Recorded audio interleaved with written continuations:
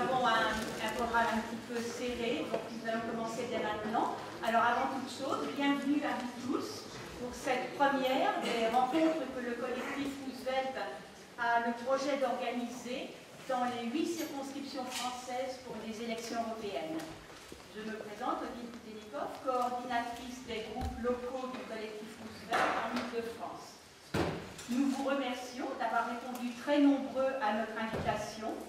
Il est heureux que les citoyens se réapproprient le politique. Nous n'avons pas pu satisfaire toutes les demandes d'inscription. Le succès rencontré ce soir va nous encourager à prendre de nouvelles initiatives.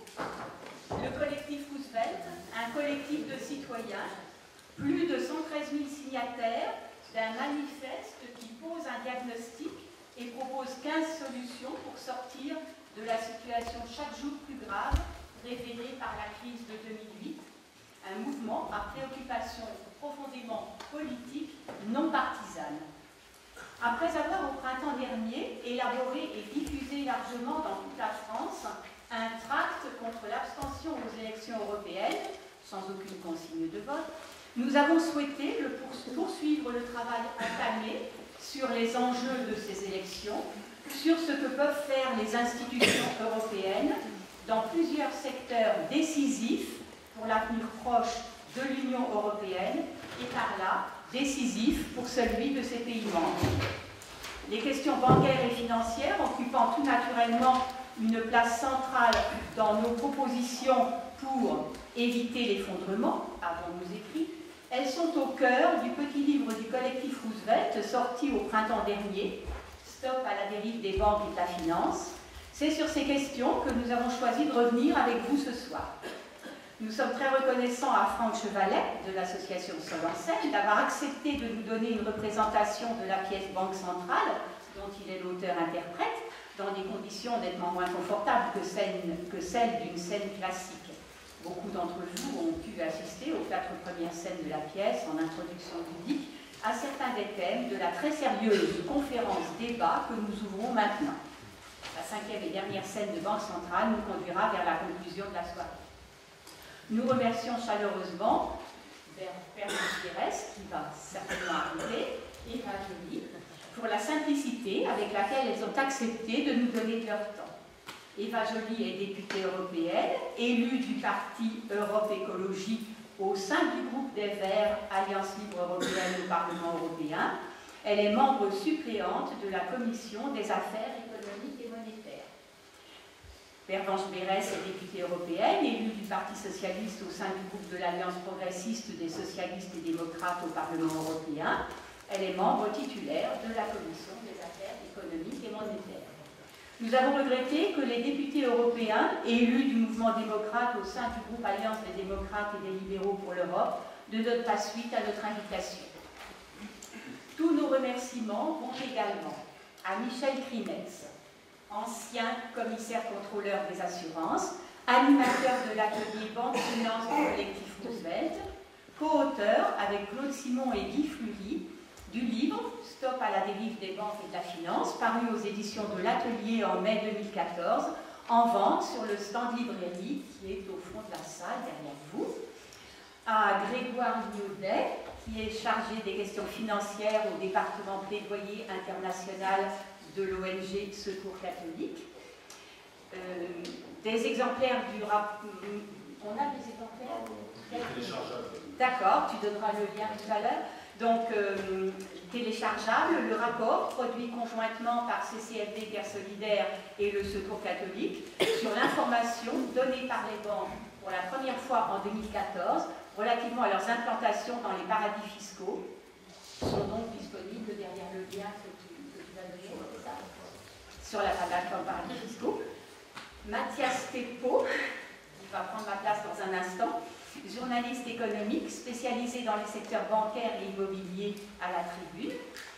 Mathias Thépaut est co-auteur avec Adrien de Tricorno, Franck de Dieu et Gaël Giraud, préfacier, de l'ouvrage « Mon ami, c'est la finance », paru chez Bayard en janvier 2014. Nous vous proposons pendant 1 heure une conférence en 2 temps, qui sera effectivement séparée par la production de l'USRIC. Bon, d'accord, on a résolu le problème. thèmes vont donc structurer notre réflexion. Michel Krinetz va exposer les enjeux de la réforme de l'industrie bancaire, puis nous donnerons un court temps de parole à Thérèse et Evangélie sur ces questions. Grégoire Liaudet nous invitera ensuite à réfléchir sur l'évasion fiscale et les paradis fiscaux, avant de solliciter lui-même Evangélie et Pervenche Thérèse sur ces sujets cruciaux. Mathias Thébault a accepté d'être le modérateur pour le temps de débat avec la salle qui suivra jusqu'à 21h45. C'est Bruno Lamour, président du collectif Roosevelt, qui, après la dernière scène de Banque Centrale, conclura la soirée.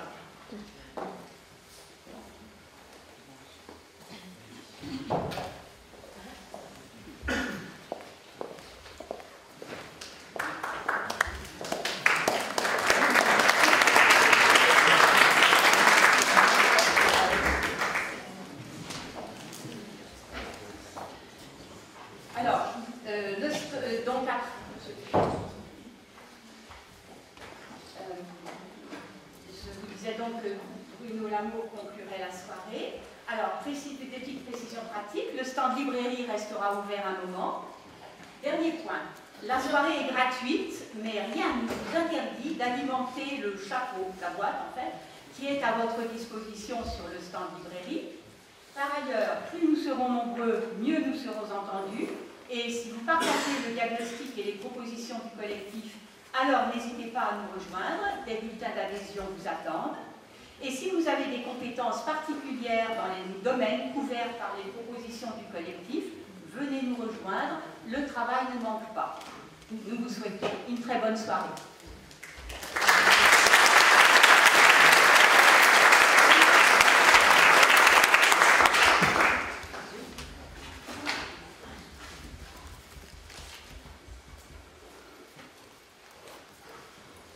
Merci Odile. Donc on va donner tout de suite la parole à Michel Krinetz pour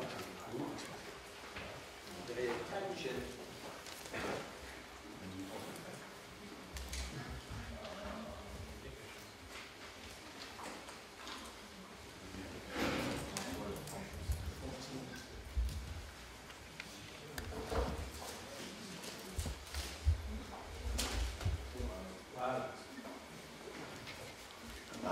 Oui, vous m'entendez? Bonsoir à tous. Je n'ai que 15 minutes pour vous présenter dans les grandes lignes les problèmes des banques qui spéculent et l'état actuel des négociations réglementaires en Europe. C'est pourquoi je m'en tiendrai à une vue d'ensemble et n'entrerai pas dans les détails techniques que nous pourrons aborder au cours du débat qui va suivre. Donc, les établissements de crédit, qui est le vrai nom réglementaire des banques, sont là, comme leur nom l'indique, pour octroyer des crédits. On a eu un avant-goût avec le spectacle précédent, souscrire des dépôts, gérer des moyens de paiement, et en principe, leur rôle initial n'est pas de détourner le capital de l'économie réelle vers la spéculation. Notre économie monétaire, ceci n'est pas un plaidoyer contre les banques, il faut être très clair depuis le début. Notre économie, qui est monétaire et capitaliste, que ça nous plaise ou non, a impérativement besoin des banques. Impérativement besoin des banques. Ce sont elles qui créent la monnaie, comme on vient de le voir, pour financer les États et les entreprises. Il n'est pas question de les supprimer. Et les expériences de nationalisation, par ailleurs, n'ont pas été très concluantes non plus. Donc, l'objet n'est pas de supprimer ou de nationaliser les banques, à notre avis. Il est de les réduire parce qu'elles sont trop grosses, on dirait un mot, et de les recentrer. Le problème avec nos banques, spécialement en Europe et spécialement en France d'ailleurs, tout spécialement en France, c'est la concentration oligopolistique du secteur, particulièrement en France. 4 ou 5 grands groupes, suivant la manière de compter, qui a donné naissance à des monstres financiers incontrôlables, y compris par les dirigeants, par leurs propres dirigeants, malgré les apparences, leurs dirigeants trop payés, et qui dictent leurs conditions à nos dirigeants politiques. Donc, ce que nous constatons, c'est une dérive financière. Parce que, comme on vient de le voir également dans le spectacle, enfin on l'a vu partiellement, le spectacle n'est pas complet, mais il ne peut pas tout traiter. Pour augmenter leurs profits, les banques se sont mises à spéculer sur les marchés financiers. Elles n'appellent pas ça spéculer, on va en dire un mot. Mais il y a une corrélation en tout cas très forte. Plus elles sont grosses, et plus elles se détournent de l'économie réelle pour se livrer à la spéculation sur les marchés financiers. Pourquoi? Non pas par amour de la spéculation ou par amour du jeu, mais simplement parce que la spéculation est plus profitable à court terme, et plus rapidement. Et la faiblesse de l'investissement qui en résulte et la volatilité des marchés financiers sont deux des raisons qui ont été mises en avant par le FMI dans l'étude qui vient de sortir, où il a révisé les prévisions de croissance à la baisse. Donc notre opinion, notre avis, c'est qu'il faut interdire la spéculation aux banques et leur interdire aussi, si possible, le conflit d'intérêts permanent, qui est la gestion d'actifs pour autrui, et aussi la banque assurance, qui en fait partie. Alors, cette idée d'interdire la spéculation aux banques a été émise un peu partout, puisque tout le monde a des problèmes, en fait, qui est devenu évident avec la crise. Et il y a eu des tentatives aux États-Unis, la loi Dodd-Frank, en Europe, un projet de l'Union européenne, mais qui a été en fait préempté par les banques qui ont été plus rapides par l'Europe, il faut le dire, n'est pas très difficile. L'Union européenne a envisagé une réglementation à ce sujet et a procédé encore plus lentement que d'habitude, s'il est possible, ce qui a laissé le temps aux grandes banques, particulièrement françaises, allemandes, anglaises, de prendre les devants et de dicter leurs conditions à leurs gouvernements respectifs, de sorte que les lois votées en France, en Belgique et aussi en Allemagne, dans une certaine mesure, n'interdisent rien et ne séparent pas grand-chose. L'argument principal donné par les banques est toujours le même, c'est l'argument des champions nationaux, c'est-à-dire que la banque française, les grandes banques françaises vont voir le gouvernement français et disent si une réglementation trop contraignante, si vous nous passez en deux, on ne pourra plus faire crédit, on sera plus compétitif, on se fera racheter par les Américains, on va délocaliser, on va supprimer des emplois, c'est toujours les mêmes arguments. Donc, actuellement, où en est la négociation européenne et où en sont les menaces sur ce dossier. La Commission européenne a demandé un rapport à un groupe d'experts de haut niveau présidé par M. Liikanen, gouverneur de la Banque centrale de Finlande, en 2012. Il y a eu une consultation en 2013. La Commission européenne a adopté en 2014 une proposition de M. Barnier. La proposition de M. Barnier ne sépare la spéculation pour compte propre que dans une définition étroite et sujette à interprétation par les banques elles-mêmes, on pourra en parler. Les définitions dépendent de leur intention de faire du profit à moins de 6 mois. C'est-à-dire qu'une banque peut dire oui, j'ai acheté ça et je n'ai pas l'intention de faire du profit à moins de 6 mois, donc je n'ai pas de spéculation. Après, si elle la revend au bout d'une semaine, parce que ses intentions ont changé probablement, c'est subjectif. Quant à la spéculation pour autrui ou la gestion de compte pour autrui, elle reste très largement autorisée. Alors actuellement, les discussions au niveau européen se passent à deux niveaux, comme d'habitude, c'est-à-dire que d'un côté, il y a un groupe de travail des États membres qui a constaté de nombreuses divergences entre les États membres, donné lieu à un rapport d'étape de la présidence italienne et une proposition de compromis de la présidence lettone depuis le 1er janvier, qui est plutôt en retrait sur la proposition Barnier, qui, on l'a vu, était déjà assez modeste. Ça, c'est un côté de la négociation. Il y a un deuxième côté de la négociation au sein du Parlement européen. Les délibérations de la Commission économique et monétaire du Parlement européen, dite ECON, dont Eva Joly fait partie, et également Pervenche Berès, et qui a pris beaucoup de retard suite aux élections européennes, et donc au fait qu'il y a une nouvelle législature. Et les discussions croulent actuellement sous les amendements, en particulier les 90 amendements du rapporteur Hökmark, un conservateur suédois, qui pratiquement la proposition Barnier de toute sa substance, à l'aide d'arguments assez surprenants et tendancieux. Enfin, je ne vais pas trop entrer dans les détails, mais on pourrait également en parler. Les décisions risquent fort d'être prises dans les mois qui viennent. Il faut absolument tenir bon pour interdire aux banques toute spéculation et toute relation capitaliste ou créancière avec des fonds spéculatifs, les fameux. Donc, nous souhaitons que les parlementaires européens continuent à soutenir, à préserver, à renforcer le projet Barnier, démonter les arguments du lobby bancaire qui prétendent que la spéculation est utile à leurs clients et au marché financier, à soutenir et écouter Finance Watch, dont je suis également un membre, et à signer, quand elle sortira prochainement, l'initiative citoyenne européenne du collectif Roosevelt à propos de la séparation bancaire. Et ce que nous voulons éviter est décrit dans ce dessin que j'ai emprunté à Finance Watch. Et je terminerai par une question donc, à nos deux chères parlementaires européennes.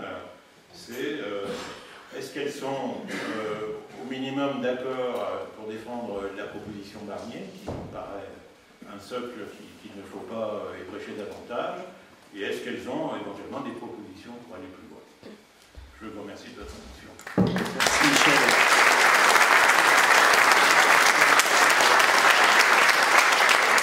Question très intéressante, d'autant que des questions se posent sur le fait que peut-être ce rapport Barnier pourrait risquer d'être enterré. Donc il y a une vraie actu là-dessus. Peut-être Eva Joly pour répondre en première question. Bonsoir tout le monde. Je suis impressionnée de voir autant de monde pour un sujet aussi aride. Et ça, c'est très bon signe parce qu'il n'y a qu'opinion publique qui peut faire que nous avançons sur ce sujet. J'ai envie de donner quelques chiffres avant de commencer à commenter plus. J'ai regardé pour l'année dernière, parce que les chiffres 2014 sont disponibles dans 2 semaines, mais en 2013, la BNP avait gagné 4,7 milliards sur le produit dérivé et son résultat net, sa part était de 4,8 milliards. C'est-à-dire, en 2013, 99,9% des résultats de la BNP provenaient de produits spéculatifs. Dérivés, parce qu'il y en a d'autres, et ça, je n'ai pas pu les trouver dans l'immédiat. Mais bon, 100% pour ainsi dire. Donc, la BNP, sans la spéculation en 2013, elle n'aurait distribué aucun dividende. Et sans doute pas beaucoup de bonus non plus. La Société Générale, quant à elle, a perdu 6,7 milliards sur le produit dérivé. Elle affiche un résultat de 2,2 milliards, ce qui veut donc dire qu'il en a gagné beaucoup ailleurs. Et elle en a gagné sur la vente des cessions d'actifs non dérivés. Donc ça, je n'ai pas beaucoup les détails, mais on voit que pour les banques, cela est très important. J'avais vérifié l'année de Kerviel, vous savez, 2007-2008. La Société Générale, cette année-là, alors qu'elle prétendait, pendant le procès Kerviel, qu'elle ne spéculait pas et que vraiment elle était prise complètement dépourvue par les positions prises par Kerviel, elle avait gagné 20 milliards avec les produits dérivés. Vous savez que la Cour d'appel de Versailles vient de refuser une expertise indépendante des comptes de la Société Générale. Moi, j'ai une conviction que j'ai acquise de longue date, c'est que tout ce qui peut être fait sera fait en matière bancaire, que la morale ne les étouffe pas, et particulièrement pas la Société Générale. Vous savez, ils ont un nombre de casseroles incalculable. Et lorsqu'ils découvrent sur leur main qu'ils détiennent un grand pourcentage de la bourse allemande, il faudrait être un saint pour ne pas prendre des... Sachant qu'on va vendre, donc les titres vont baisser, la tentation est immense de prendre des positions à la baisse dans les filiales et ailleurs. Personne ne l'a vérifié. On leur a fait confiance on a déclaré que Kerviel devait 4,7 milliards parce que la Société Générale l'a écrit sur un papier. Et donc ça, il y a un grand inconnu. Et lorsque vous dites, Michel, que les banques ne contrôlent pas, que même les banques, même les dirigeants des banques ne contrôlent pas ce qui se passe, l'affaire Kerviel en est l'exemple, on peut le dire. Simplement, on ne sait pas en détail comment ils sont débouclés. Et j'aimerais bien que tous les membres de ce club s'intéressent exactement à ce que je viens de dire et qu'on ne laisse pas cette situation-là, je veux dire, notre absence de connaissance des détails des comptes et Kerviel qui assume le tout, perdurer. Donc, c'est vrai que la spéculation, c'est donc de quoi vivent nos banques universelles. C'est clair que ça fait prendre des risques pour les finances publiques et ce n'est pas la régulation sur la résolution des banques qui va l'empêcher, parce que lorsque la crise sera vraiment là, ce ne sont pas les fonds que nous aurons réunis. Ça permettra de régler des petits problèmes, des petites crises, mais pas une grande. Nous n'avons pas réussi à imposer des critères de diminution de l'effet de levier vraiment efficaces.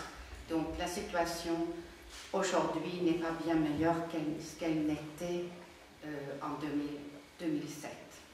Et ça, je dirais, malgré la position des Verts et malgré la position des socialistes, nous sommes souvent assez d'accord sur ces questions-là, mais le Parlement est terriblement conservateur.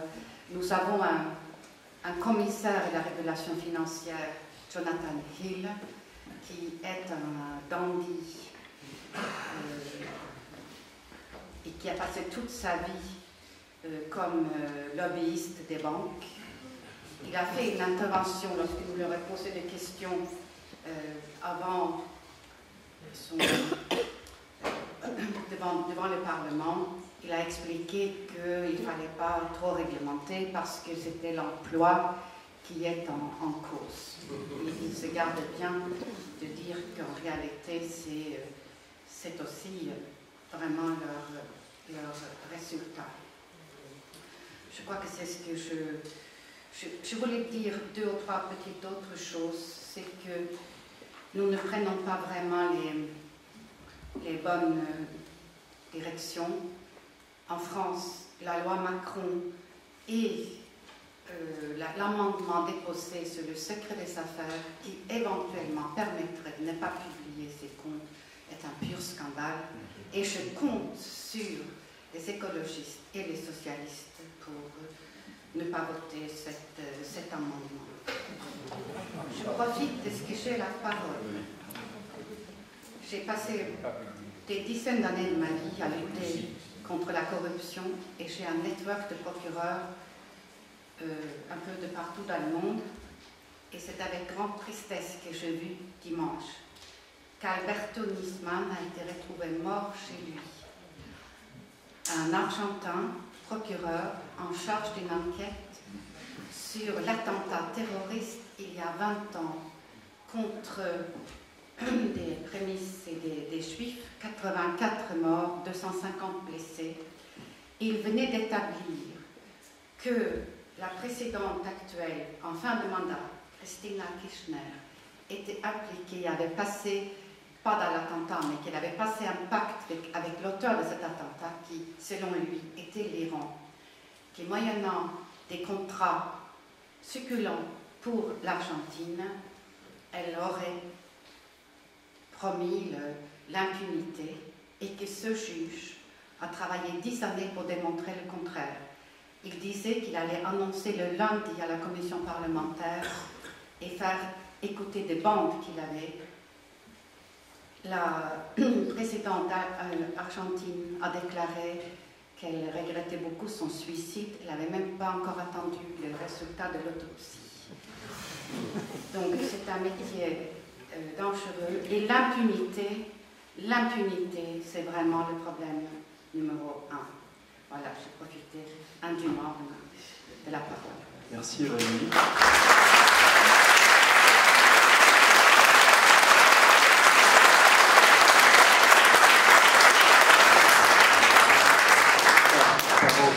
Je voulais réagir concernant les mesures structurelles sur les banques, aux deux interventions d'Eva Joly et de Michel Crinetz. Vous, à votre sens, aujourd'hui, où est-ce qu'on en est sur ce projet Barnier? Est-ce qu'il y a des grandes chances qui sont enterrées prochainement? On va tout faire contre.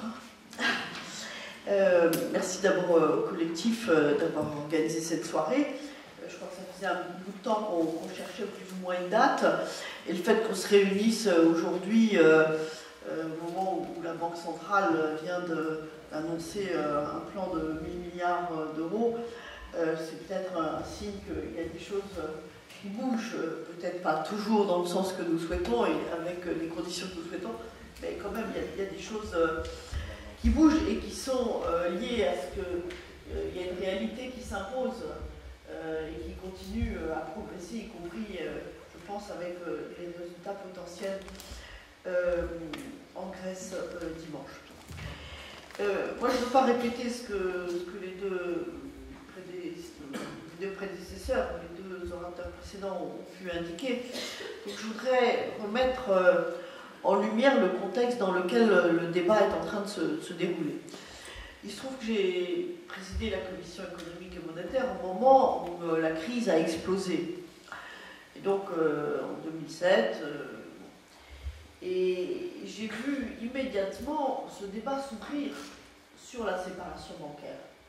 Parce qu'immédiatement, il y a des langues qui se sont déliées et qui ont dénoncé de manière très radicale deux choses qui sont malheureusement d'une actualité criante, qui sont à la fois la non-séparation des activités bancaires d'une part, et d'autre part la titrisation. Or, sur ces deux points, on est maintenant plus de 7 ans après, et non seulement on n'a pas beaucoup avancé, mais sur le deuxième point, je crains qu'on recule à grands pas. Et je veux nous alerter sur ce contexte. Donc le diagnostic, l'idée que peut-être il fallait faire la séparation, au fond, les langues s'étaient déliées depuis longtemps, et on a vu ce thème monter en puissance aux États-Unis, avec Volcker, au Royaume-Uni, avec Vickers, et puis dès le premier jour du mandat de Michel Barnier, la question était sur la table. Bon, il se trouve que j'ai quand même roulé ma bosse dans les affaires européennes depuis suffisamment longtemps pour comprendre comment est-ce qu'on peut être efficace quand on arrive sur un terrain vierge et qu'on veut légiférer, surtout dans un domaine où il n'y a pas de législation des États membres. Et donc, plutôt que de lancer, sûrement il fallait lancer un rapport Licanet, faire une étude, etc. Mais enfin, le rythme de la Commission est celui qui a permis aux États membres de prendre position avant d'aller à la négociation européenne, rendant plus compliqué la négociation européenne. Et chacun, évidemment, a décliné sa propre législation en fonction du périmètre d'activité de son secteur bancaire. Hein. Dis-moi d'où tu parles, je te dirai ce que tu diras. Bon. Et ça a été le cas au Royaume-Uni, ça a été le cas en Allemagne, ça a été le cas en Belgique, et ça a été le cas en France. Le cas, évidemment, nous connaissons mieux, c'est le cas français. Mais heureusement ou malheureusement, ça n'est pas le seul. Et Barnier, dans un testament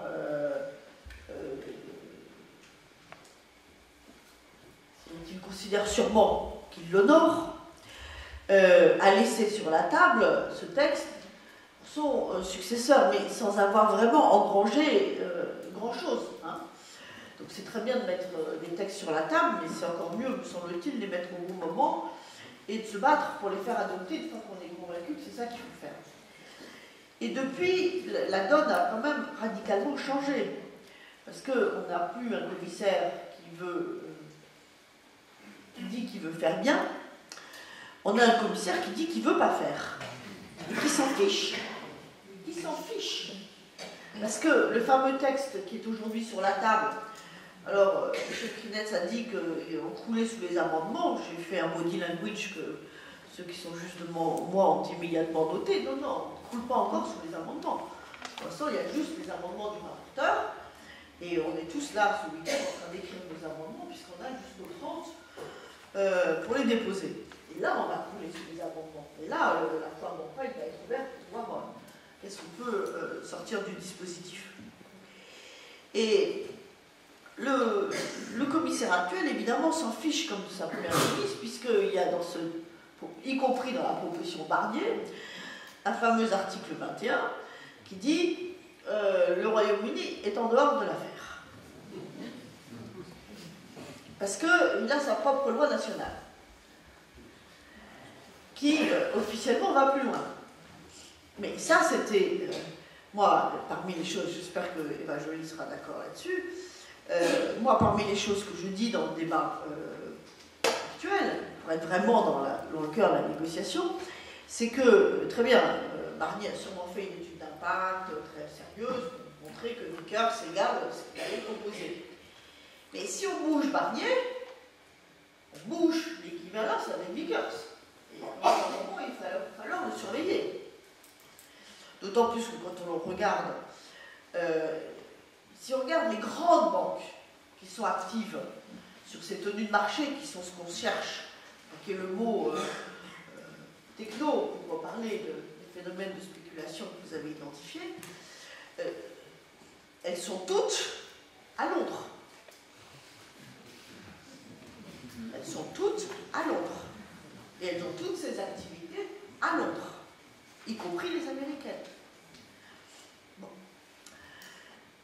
Un mot encore quand même sur le contexte, parce que ce commissaire, il a une obsession en tête. Enfin, il en a plusieurs. Donc ça, la séparation bancaire, il s'en fiche, c'est pas son problème, tant qu'on ne met pas en cause l'article 21. Deuxième obsession, c'est de tuer une proposition sur ce qu'on appelle les money market funds, qui est un autre outil privilégié de la spéculation et de la rentabilité d'un certain nombre d'acteurs bancaires, qu'il veut tuer. Les fonds monétaires. Et troisième proposition qui est son cœur de bataille, c'est ce qu'il appelle, d'un mot qui paraît magnifique, qui est l'ouverture d'un grand chantier des marchés des capitaux. Et qu'est-ce que ça veut dire? Moi, par rapport à ça, j'ai une double inquiétude. D'abord, je me demande pourquoi est-ce que diable, depuis 7 ans, on s'est échigné à sauver, sécuriser, renforcer, superviser dans des bonnes conditions les banques. Si c'est pour qu'on nous explique, à longueur de journée, qu'il faut absolument faire cette union des capitaux, parce que sinon on ne sait pas financer l'économie réelle. C'est bien parce que devant un public comme ça, je peux dire ce que je pense sur cette question. Merci. Mais non, j'ai posé la question à Draghi exactement comme ça. Hein. Je sais pas, mais je ne sens pas la même appétence dans le... Et le deuxième sujet, c'est que jusqu'à présent, la seule chose que j'ai vue dans l'objectif de relance, de lancement de ce grand projet, celui des marchés des capitaux, c'est de nous expliquer que l'économie américaine est beaucoup plus mieux financée parce qu'elle est désintermédiée et qu'ils vont directement sur le marché, etc. Et derrière ceux qui sont à la manœuvre, c'est ceux qui veulent reprendre massivement la titrisation. Et il se trouve que je suis une bonne fille et que donc quand on m'invite à partager les arguments des lobbyistes, j'y vais. Et que je peux vous dire que lundi soir, je suis allée à une rencontre de ce type où il y avait ceux qui étaient les acteurs, les fers de lance de... tu t'es échappé, hein, t'étais pas là. Les fers de lance de cette titrisation. Et qui était autour de la table? C'est pas moi qui avais fait le plan de table, manque de peau pour moi. À ma gauche, je me suis retrouvée à côté de Goldman Sachs. Et les autres qui ont parlé, Merrill Lynch, Moody's.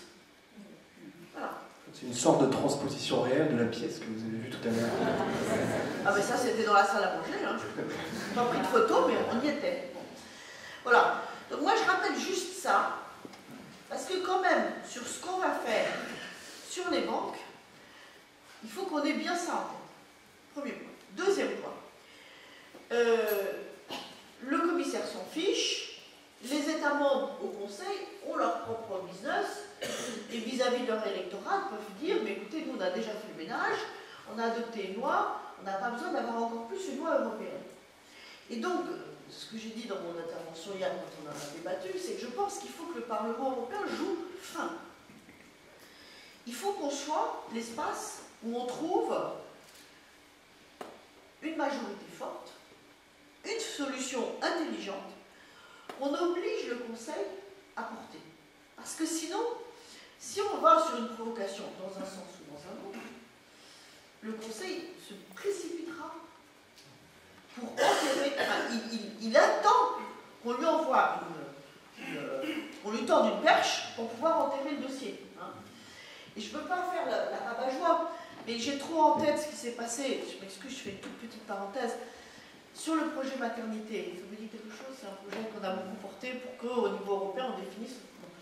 Moi j'étais président de la commission emploi à l'époque, et je voyais bien que si on poussait le bouchée trop loin en disant 20 semaines dont 16 payées, le Conseil allait se précipiter pour dire c'est beaucoup trop loin, on ne veut même pas en parler.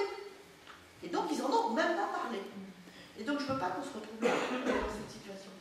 C'est pour ça que moi je discute avec Otmar, je discute avec mon groupe évidemment qui est très à l'offensive, et j'espère pouvoir trouver qu'on puisse arriver à trouver un compromis. Alors ça va pas vous plaire 100%, hein, parce qu'on ne va pas faire du 100% si on veut avoir une chance de passer. Mais il faut bien voir qui on a en face au Conseil. Au Conseil, on a les Britanniques qui vont s'abstenir, mais les Allemands, les Français, je soupçonne les Italiens de se cacher derrière. Donc on a quand même des gros morceaux à convaincre. Et donc moi, ma proposition, c'est de vérifier si on ne peut pas arriver à mixer au moins deux critères, qui est à la fois le critère de la taille et le critère de l'évaluation des risques. Parce que pour l'instant, ce qui est proposé, c'est simplement un critère de taille. T'es trop gros, je te coupe la tête. Je caricature un tout petit peu. Et du coup, ça veut dire que par exemple, une banque comme Dexia d'ailleurs, qui a été très secouée par des prises de position de tenue de marché, passe à la trappe. Et le champ qui est aujourd'hui défini est un champ finalement d'activité des banques sur la question de la tenue de marché, qui est celle qui nous intéresse dans ce texte, qui est très limitée. Or, et je conclus là, la question strictement de la taille de la banque, c'est un sujet qu'on a abordé lorsqu'on a fait l'union bancaire. En faisant l'union bancaire, on a défini le périmètre des banques tellement grosses qu'elles ne pouvaient pas être supervisées par le superviseur national qui va au ski avec, qui est too close to speak avec le dirigeant de la banque, et qui devait être piloté au niveau européen. Et là, on a 123 banques.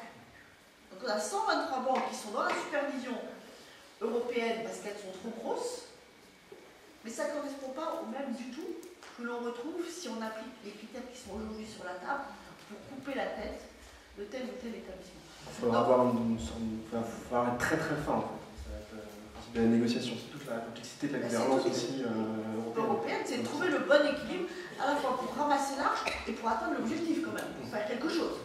On reviendra sur y compris un peu plus que ce qu'on a fait en France. Oui, on l'espère. On reviendra sur ces sujets tout à l'heure pour le débat avec la salle. Alors là, je pense qu'on a un petit film à vous projeter. Non, si. Mathias, excuse-moi une seconde. Il est paru la semaine dernière dans Le Nouvel Économiste une tribune de Laurent Cialov, qui est professeur de finance à Nanterre, intitulée « Mesdames et messieurs les parlementaires, ne vous laissez pas engourdir par le sentiment du devoir accompli ». On va essayer d'envoyer aux parlementaires européens francophones, et notamment d'écoles par le biais de Finance Watch, ou de ses membres, et je la donne en avant-première à nos parlementaires aujourd'hui. Merci Michel. Donc là, il y a la présentation d'un petit film qui est assez connu, qui s'appelle Lux Freak.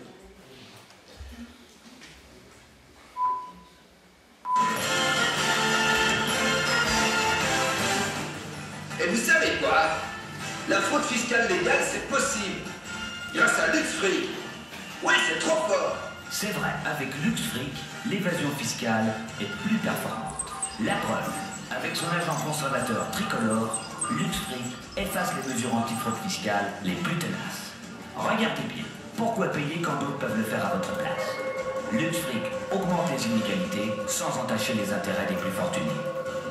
Avec LuxFreak, la fraude, c'est chic. LuxFreak, un produit testé et approuvé par les multinationales et les évadés fiscaux. Ouais, je confirme.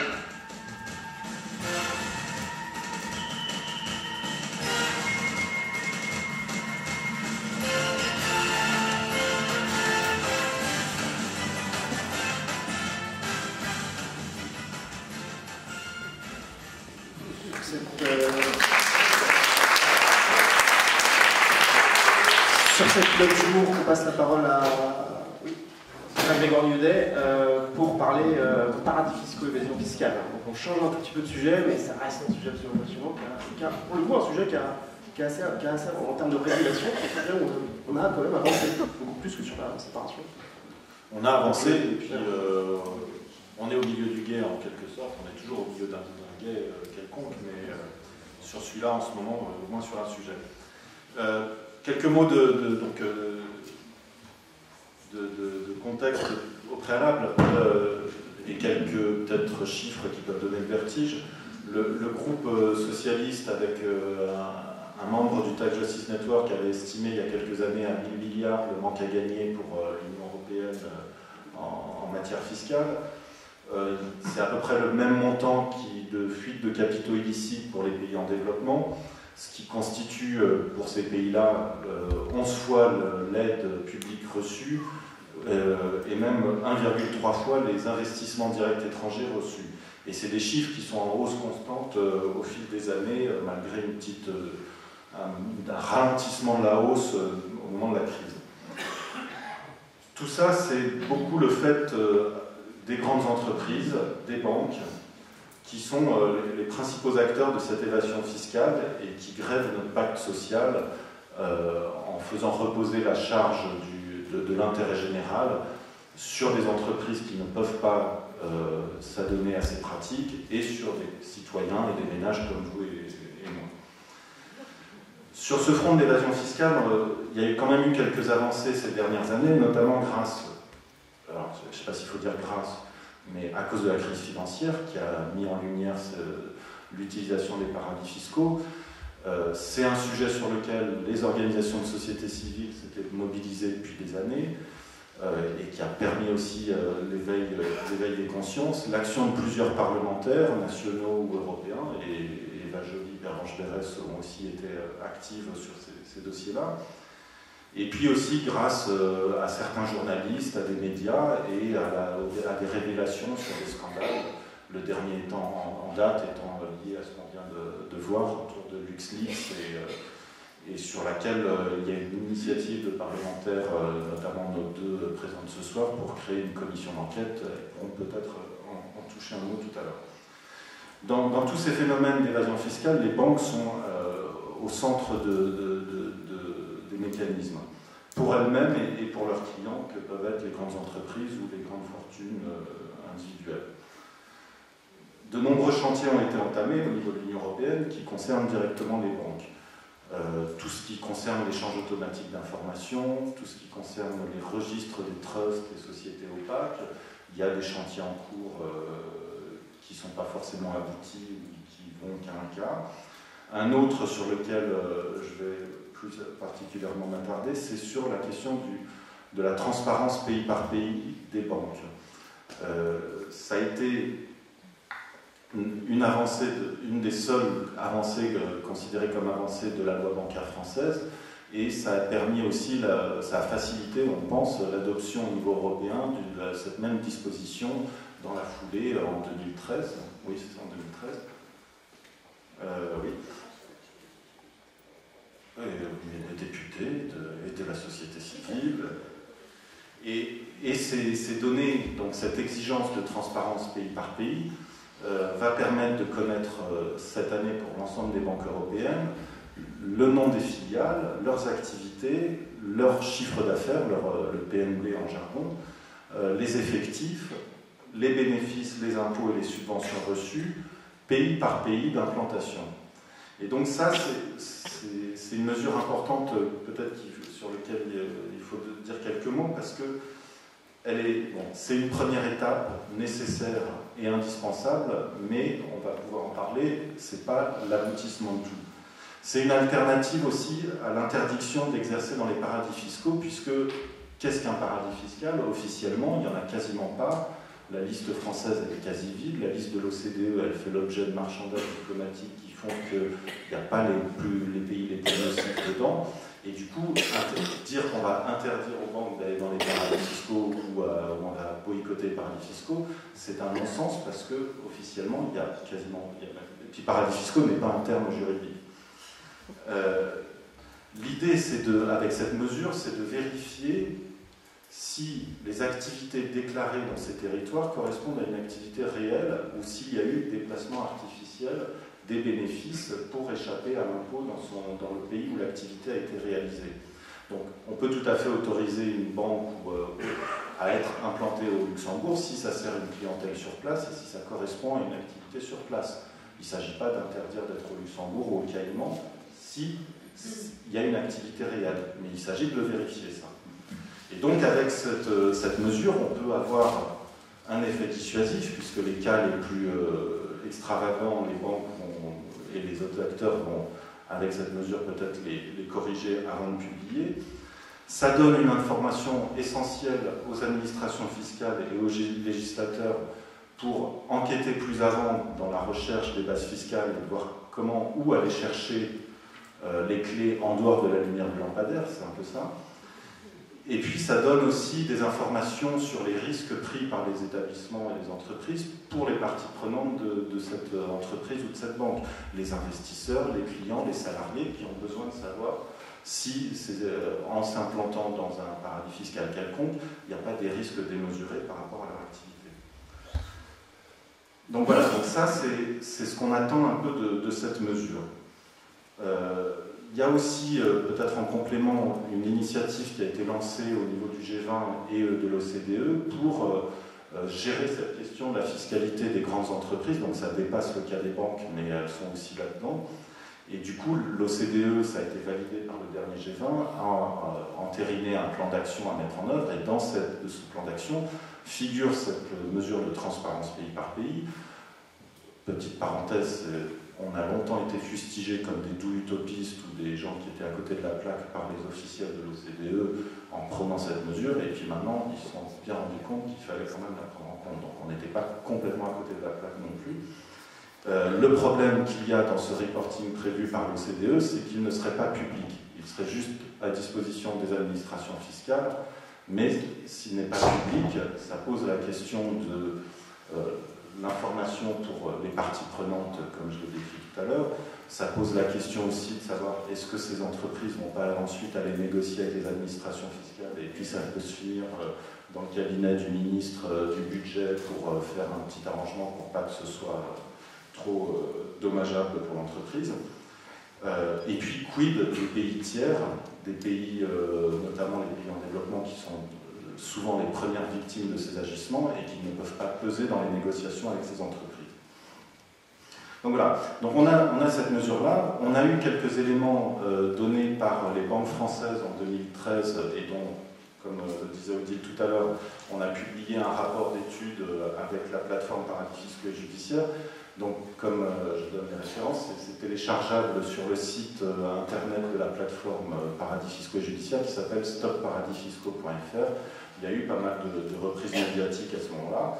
Et ce que ça nous a donné, alors ce n'était des informations que sur les effectifs et les activités et le chiffre d'affaires. On n'a pas encore les impôts et les bénéfices qui vont arriver cette année. Mais déjà, on se rend compte à travers ces chiffres que les paradis fiscaux sont au cœur des stratégies internationales des banques. Elles y réalisent un quart de leur chiffre d'affaires international. Elles ont un tiers de leurs filiales dans les paradis fiscaux. Et puis que la productivité des salariés est très très bonne. Elle est en général multipliée par 2 pour un salarié dans un paradis fiscal fait en moyenne 2 fois plus de chiffre d'affaires qu'un salarié moyen du groupe.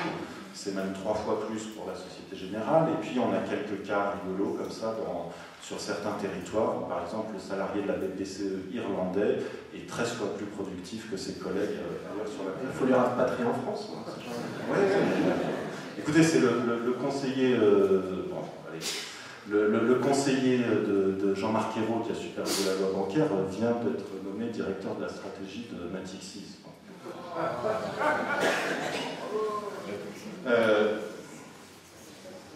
Il était déjà au groupe BPCE avant. Oui, voilà. Il était au groupe BPCE, il est passé juste 2 ans, 2012-2014 pour conseiller Ayrault, et après là, il est reparti promotion à Natixis. Voilà. Et puis bon, bref, on va pas finir. Il y en a d'autres, des exemples comme ça. Non, les limites de l'exercice qu'on a pu percevoir, et ça je pense que ça va alimenter la discussion aussi avec nos députés ensuite, c'est que, bon, pour l'instant, comme je l'ai dit, on n'avait pas les impôts et les bénéfices, donc on ne pouvait pas encore tirer toutes les conclusions. L'autre élément qui, à mon avis, va continuer à se poser comme une problématique par la suite dans l'examen des données pour toutes les banques européennes, c'est qu'on a un détail pays par pays, on n'a pas un détail activité par activité ou au mieux filiale par filiale pour chaque pays. C'est-à-dire que si une banque déclare une dizaine de filiales dans un territoire, Jersey, Luxembourg et tout, et que dans ces filiales il y a une banque de détail, on n'aura pas la répartition entre ce qui est du financement structuré, de la gestion de patrimoine, etc., et de la banque de détail. Donc elles pourront toujours dire, le gros de nos activités c'est de la banque de détail, donc circuler, il n'y a rien à voir. Donc qu'est-ce qu'on fera à ce moment-là ? Voilà, donc c'est un peu le genre des questions que je voulais poser, c'est maintenant, donc, ces banques européennes vont publier ces chiffres dans les semaines à venir. Quelle action prévue par les législateurs que vous êtes pour exploiter ces données et essayer de voir ce qui pourra être réglé? Sur ces limites déjà connues, donc celles que je viens de mentionner, quelles opportunités peut-il y avoir dans le calendrier, dans l'agenda de la Commission ou l'agenda du Parlement pour faire évoluer la législation? Est-ce qu'on peut espérer une directive CRD5, puisque celle qui a réglé cette question, c'était CRD4? Et puis en lien, c'est la question de l'adaptation du plan de l'OCDE au niveau européen. Je crois que le commissaire Moscovici a déclaré qu'il allait lancer un chantier là-dessus en 2015.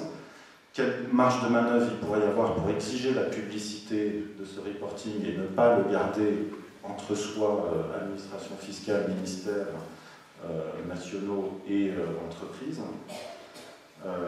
Voilà, et notamment du coup l'utilisation pour des pays tiers qui seraient mis en question, notamment les pays en développement. Je vous remercie. Merci Grégoire.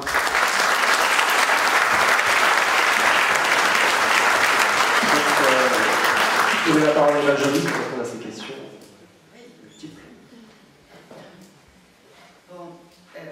Au moins, il y a quelques progrès. Parce que je me souviens que lorsque j'ai commencé d'abord à découvrir et ensuite à parler des problématiques des paradis fiscaux au début des années 90, nous n'étions pas nombreux et peu de monde comprenait de quoi on parlait.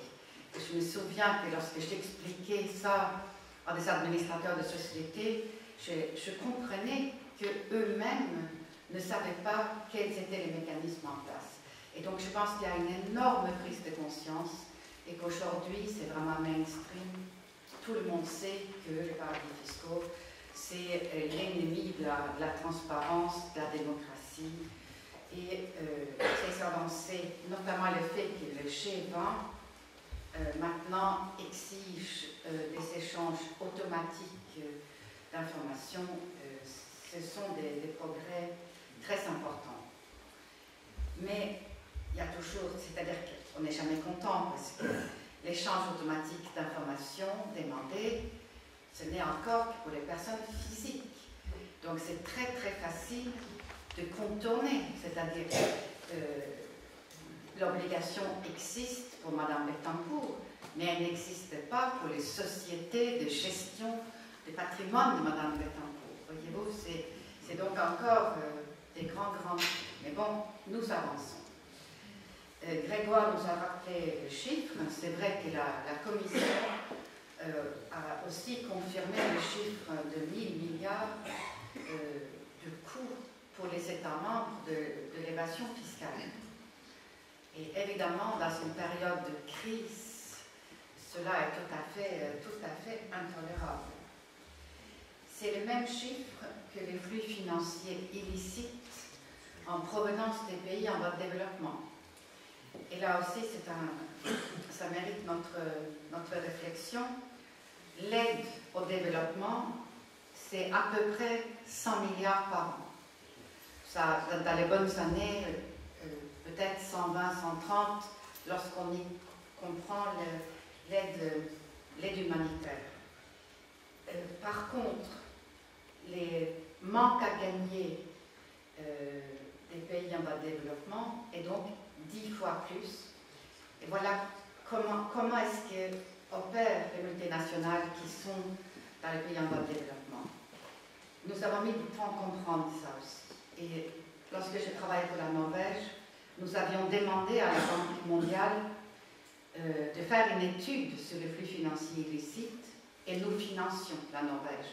Et il n'y avait pas de limite. On mettait le prix que ça coûtait. La Banque mondiale n'a pas voulu le faire.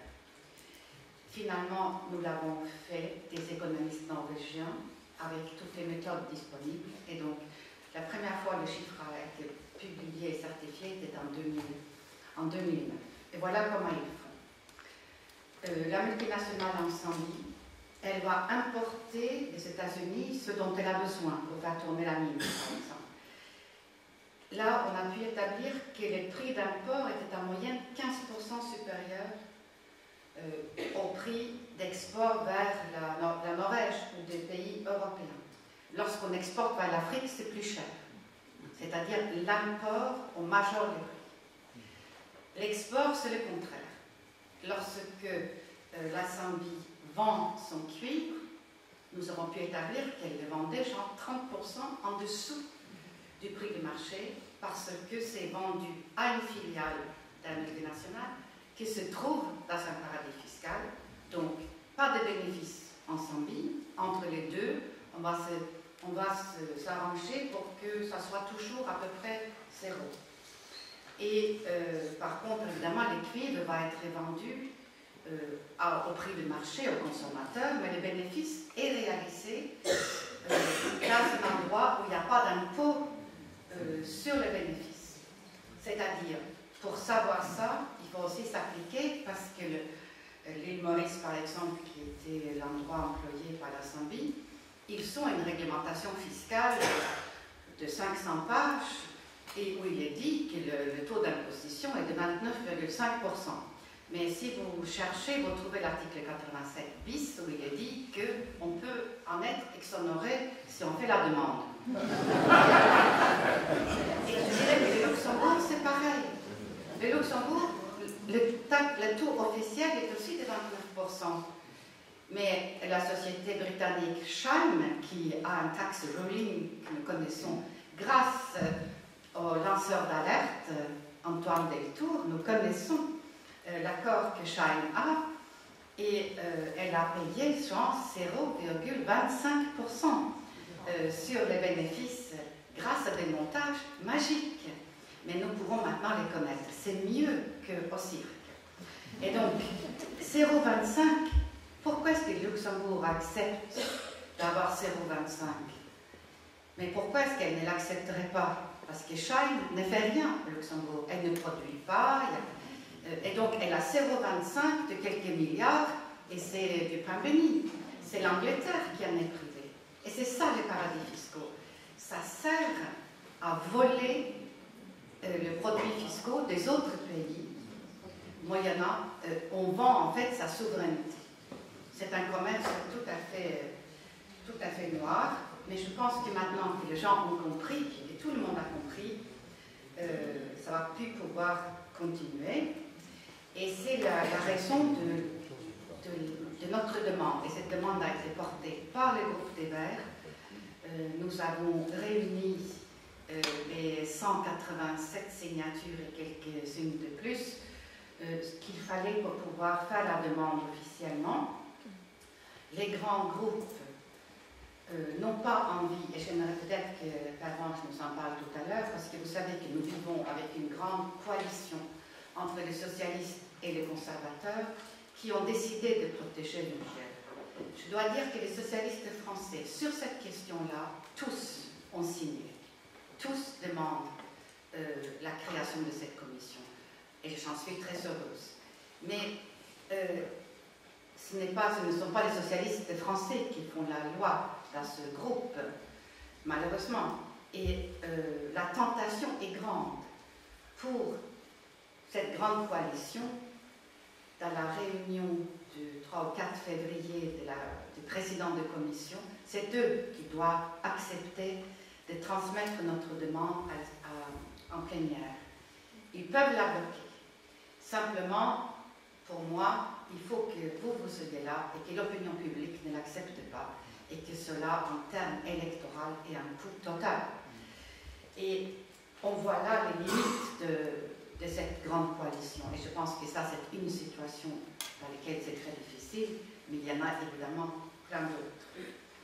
Et donc, l'objectif de cette commission d'enquête, c'est d'essayer de voir, nous avons donc une assez bonne connaissance de Luxembourg grâce aux lanceurs d'alerte. Nous avons 340 tax rulings. Et là, on trouve de tout. On trouve les grandes multinationales, mais on trouve aussi des dentistes norvégiens qui ont créé un holding au Luxembourg pour ne pas payer d'impôts en Norvège. Vous voyez bien l'illustration. C'est la Norvège qui paye des impôts sur une profession libérale, et on voit bien qu'il n'y a plus de limite. Ensuite, ça va être l'association des coiffeurs qui vont aussi créer un holding qui va équiper les salons. Ils ne paieront pas d'impôts non plus. Donc en fait, tous ceux qui ne sont pas salariés, tous les entrepreneurs peuvent le faire. Donc on voit bien que c'est la recette fiscale de nos sociétés développées qui est menacée. Et donc c'est notre façon de vivre ensemble, c'est notre démocratie. Et donc c'est vraiment une urgence. Et donc cette commission d'enquête, nous, les Verts, nous avions rédigé un mandat qui donnait pouvoir de vérifier dans les autres pays européens les mécanismes similaires, et notamment aux Pays-Bas. Et le paradis des holdings. Et nous connaissons les effets délétères de ce mécanisme pour les pays en voie de développement. C'est délétère pour l'Allemagne, pour les pays scandinaves, pour tous les pays qui ont une production, mais c'est aussi vrai pour les pays en voie de développement. Donc c'est quelque chose en plus qui empêche le développement. Et ça, c'est évidemment tout à fait insupportable dans un monde qui est tellement injuste et qui vit tellement au rang d'un volcan. Faire que le développement marche, c'est une obligation absolue. Bon, donc cette commission d'enquête, elle est importante parce qu'elle permettra de documenter ce qu'un certain nombre de ONG font. Par exemple, aux Pays-Bas, il y a SOMO qui depuis 20 ans documente les effets catastrophiques du paradis fiscal qui est aussi les Pays-Bas. Mais bon, avec ce débat parlementaire, nous pourrons réellement le mettre sur la table et obliger la Commission à faire des directives qui mettent fin à ce dumping fiscal. Ça, c'est vraiment l'objectif. Et donc, ça va se jouer, et je vous invite à être vigilants, ça va se jouer là, au début du mois de février, le 4 février. Si la commission des présidents de groupe accepte, il faut encore gagner au niveau de la plénière, il faut que la moitié plus un des députés le vote. Donc il y a encore un long processus. Ouais, c'est un long processus. Est-ce que, peut-être pour donner la parole à Pervenche Berès, peut-être une réponse par rapport à ce qu'a dit la Jolie? Et peut-être aussi sur ce qu'a dit Grégoire, parce que les deux sujets sont liés. Mais Eva Joly a dit en commençant que ça allait mieux. Je sais pas. Ça ça va mieux parce qu'on en parle, parce que maintenant, ce que Eva Joly a décrit, les gens le savent. Et le sandwich machin, le truc irlandais, le cocktail, le truc, quoi. Mais là où je trouve que ça va pas tellement mieux, c'est que j'ai quand même l'impression que ce phénomène a pris de l'ampleur. À ce point que moi je m'inquiète. Vous vous souvenez qu'en France, une fois, la gauche a gagné une élection grâce à la TVA sociale. Et c'est... Oui, à limiter la casse, pardon. Mais ce débat, il est absolument devant nous. Parce que, jusqu'à présent, on s'est préoccupé de la question de l'évasion fiscale comme étant un truc de voyou pour maximiser le profit et pour échapper à l'impôt, sport national ou international. Mais aujourd'hui, on est face à un autre phénomène, qui est la structure de la création de la valeur ajoutée. Et c'est pour ça que moi, je ne décolère pas, et je vous invite à vous mobiliser, de ce que on laisse M. Jean-Claude Juncker, qui vient d'être pris la main dans le sac de ce qu'il a fait pour le Luxembourg, pas pour que les dentistes norvégiens, aussi pour Amazon. Et il nous dit que le deuxième grand axe de son grand plan d'investissement, c'est que l'économie digitale. C'est QFD. Oui. Et donc, à chaque fois que j'entends parler de l'investissement en faveur de l'économie digitale, sans qu'on me pose la question de savoir comment est-ce qu'on prélève une recette sur l'économie digitale, on fait fausse route. Et je nous invite à bien corriger nos logiciels. Il faut faire la lutte contre l'évasion fiscale, contre BNP, contre tous ceux qui continuent cette route. Mais ça, c'est l'évasion fiscale à la grand-père, d'une certaine manière. Il y a l'autre, là, qui est devant nous. Et aujourd'hui, il y a des gens au MIT, par exemple, qui réfléchissent, qui regardent le business model d'un hôtel et qui vous disent la seule chose qui reste taxable, c'est les femmes de ménage. Et donc c'est ça qui est devant nous aussi, hein. Donc qui est beaucoup plus grave que non seulement le renforcement de l'évasion fiscale. Il n'empêche qu'il faut quand même faire avec ce qu'on a et essayer de progresser. Et donc sur le reporting pays par pays, c'est une bataille qui a démarré avant même la question bancaire, puisque ça a démarré avec la question de la norme comptable. Et là-dessus, on avait pu travailler, moi j'avais été alertée par un certain nombre d'entre vous, et c'est à ce moment-là qu'on avait commencé à lancer la bataille sur la question de la norme comptable, qui est déjà le moyen d'identifier les devants.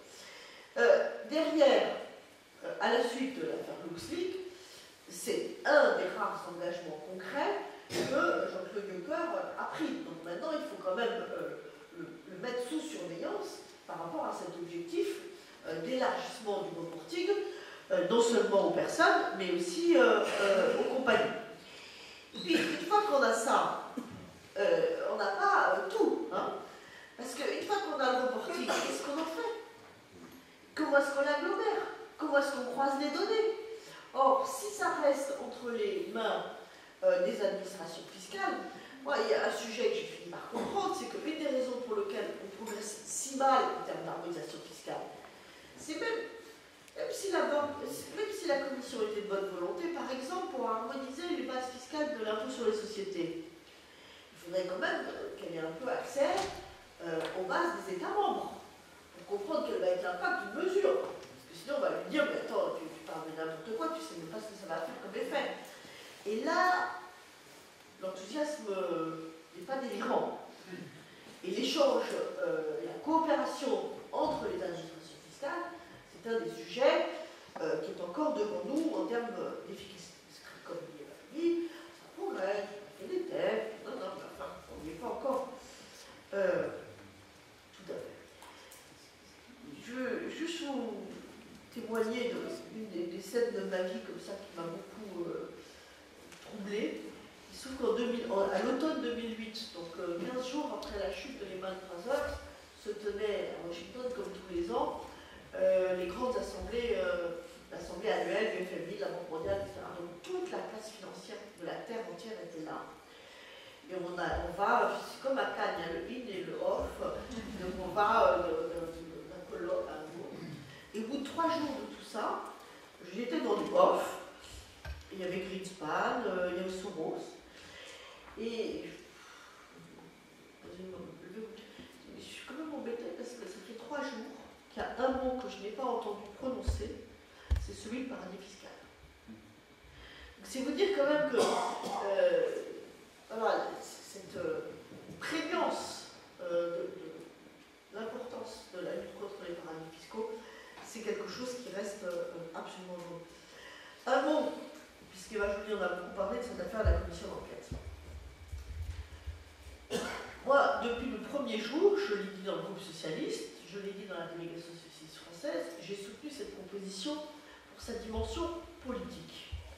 Parce que face au scandale qui était LuxLeaks, il fallait une réaction politique. Et moi, je ne comprends pas la réaction de Juncker. Juncker, il aurait dû se... Il ne pensait quand même pas passer 5 ans sur les routes. Même sans les lanceurs d'alerte, il y avait bien un moment où l'épuisement de la ressource de ceux à qui on demande de contrôler leur budget allait obliger à poser un peu les questions de manière brutale. Et je pense qu'il aurait dû dire oui, je sais bien que ça va arriver, je vais m'en occuper. Vraiment un reporter intelligent.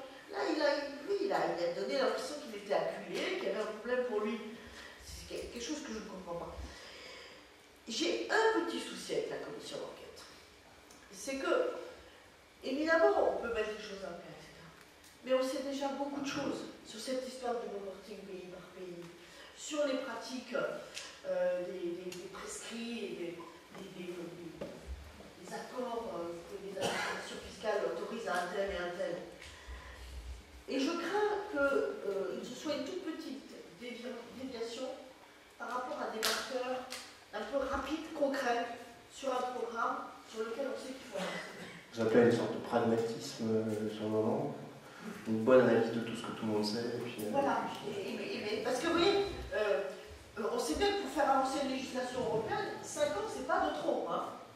Et là, on a déjà ce qu'on veut, hein, la fiscalité sur le lieu de production, le reporting pays par pays élargi, enfin, on a déjà, par activité, on a déjà, oui, c'est ce qu'on veut. Donc on a déjà des marqueurs qui sont bien identifiés. Et la commission d'enquête, alors évidemment, après, une fois qu'on aura le beau tableau et tout, ça nous donnera bien les marqueurs pour mettre tout le monde au milieu du village et dire que vous êtes tous concernés. Et j'en veux pour preuve, moi j'ai reçu l'ambassadeur des Pays-Bas il y a quelques jours qui est venu me voir, j'ai cru qu'il venait me voir sur mon rapport sur la gouvernance économique, il avait fait parler pendant une demi-heure, blablabla, qu'est-ce que vous en pensez, les vues des socialistes, etc. Et puis au bout d'une demi-heure, il me dit, mais vous savez, le régime fiscal néerlandais est parfaitement légal. J'ai compris l'objet de la visite. Hein. Donc ça, il y a effectivement, si on peut clarifier, avoir une vision. Mais mon idée, c'est qu'on a déjà beaucoup de billes pour dire il faut y aller. Et allons-y alors. Non mais je vois que c'est bien connu. C'est ça qu'on doit obtenir à la fin de l'heure et de Carlos Covici. Hein. Oui, puis c'est lui qui est en charge de la fiscalité. Hein. Il l'a pas demandé, mais c'est quand même sa responsabilité. Et un dernier mot sur l'affaire de la grande coalition. Moi, je ne suis pas en grande coalition avec le PPE. On est dans un Parlement absolument épouvantable, hein, où il y a un tiers d'eurosceptiques, ils sont 171, un tiers à gauche et un tiers à droite. Bon. Et personne n'a la majorité tout seul. Donc, c'est vrai que les Verts n'ont pas soutenu Jean-Claude Juncker et qu'ils sont aujourd'hui dans une position très confortable, parfois, qui est de dire nous ne soutenons pas Juncker et donc tout ce qu'il fait, nous en sommes critiques. Moi, ce que j'espère, c'est qu'on arrive, comme on a réussi la semaine dernière, à propos du sauvetage de l'économie circulaire, du paquet contre la pollution de l'air et maintien de l'initiative envers la maternité, du projet maternité, avoir une passerelle où on travaille ensemble à une base progressiste. Et si on veut avancer sur ces sujets de fiscalité, c'est bien comme ça qu'il va falloir le faire. Mais votre mobilisation, et là vous savez bien, elle est essentielle. indispensable. Merci beaucoup, Bernard Pérez. Maintenant, on va donner la parole à la salle, en fait. Donc, j'imagine qu'il y a des questions. Juste une petite règle. Le principe, c'est de faire juste des questions courtes de moins. Bon, première question. Donc, règle du jeu, 1 minute. Donc, la règle du jeu d'une minute n'est pas facile puisque ma question est très simple. Quelle est l'origine de la monnaie? Moi, j'ai une réponse parce qu'en fonction de la réponse, tout ce que vous avez dit, on va dans le mur et ça ne sert à rien. Donc, quelle est l'origine de la monnaie? Ma question, le babouin descend de l'arbre, il passe de 4 pattes à 2 pattes, il se lève et tout d'un coup, il y a une pièce de monnaie. Comment elle arrive dans sa main? Vas-y, Michel. Allez, c'est faire toi que ça tombe. Hein? Je parlais avec un brésilien. Quelle est l'origine de la monnaie? Bon, l'origine de la monnaie, c'est très simple. Il y a 2 origines. Il y a une origine historique qui nous a été racontée par le comédien tout à l'heure, avec le troc d'abord, les pièces d'or, puis les billets, etc. Ça, c'est une vision historique qui est complètement trompeuse. Aujourd'hui, on vit dans un système où l'origine de la monnaie, c'est les banques. Qu'est-ce qui crée la monnaie? C'est les banques. En partie, les banques centrales, comme il l'a dit, une petite partie, mais l'essentiel de la monnaie, c'est les banques qui créent la monnaie en faisant crédit. Et contrairement à ce qu'on pense, et à ce qu'on entend dire souvent par des ignorants, on entend souvent dire que les dépôts sont les crédits, c'est-à-dire que vous déposez votre argent à la banque et que la banque va le prêter aux emprunteurs. C'est le contraire. La banque, en prêtant de l'argent, le crée. Elle le crée parce que cet argent vient à la fois à son actif comme créance et à son passif comme dette envers comme dépôt du client. Donc c'est tout ce fonctionnement du crédit et de ce fonctionnement circulaire de crédit qui crée la monnaie par auto-création des banques. C'est pour ça que les prêts font les dépôts et les dépôts ne font pas les prêts. Les prêts font les dépôts et absolument, c'est bien ça. Autre question, attendez. Attendez, Pardon. C'est pas ma question, je vous demande pas comment ça fonctionne. On peut continuer sur un faux, hein, pas de problème. Mais c'est quoi votre définition alors? L'origine de la monnaie n'est pas le troc.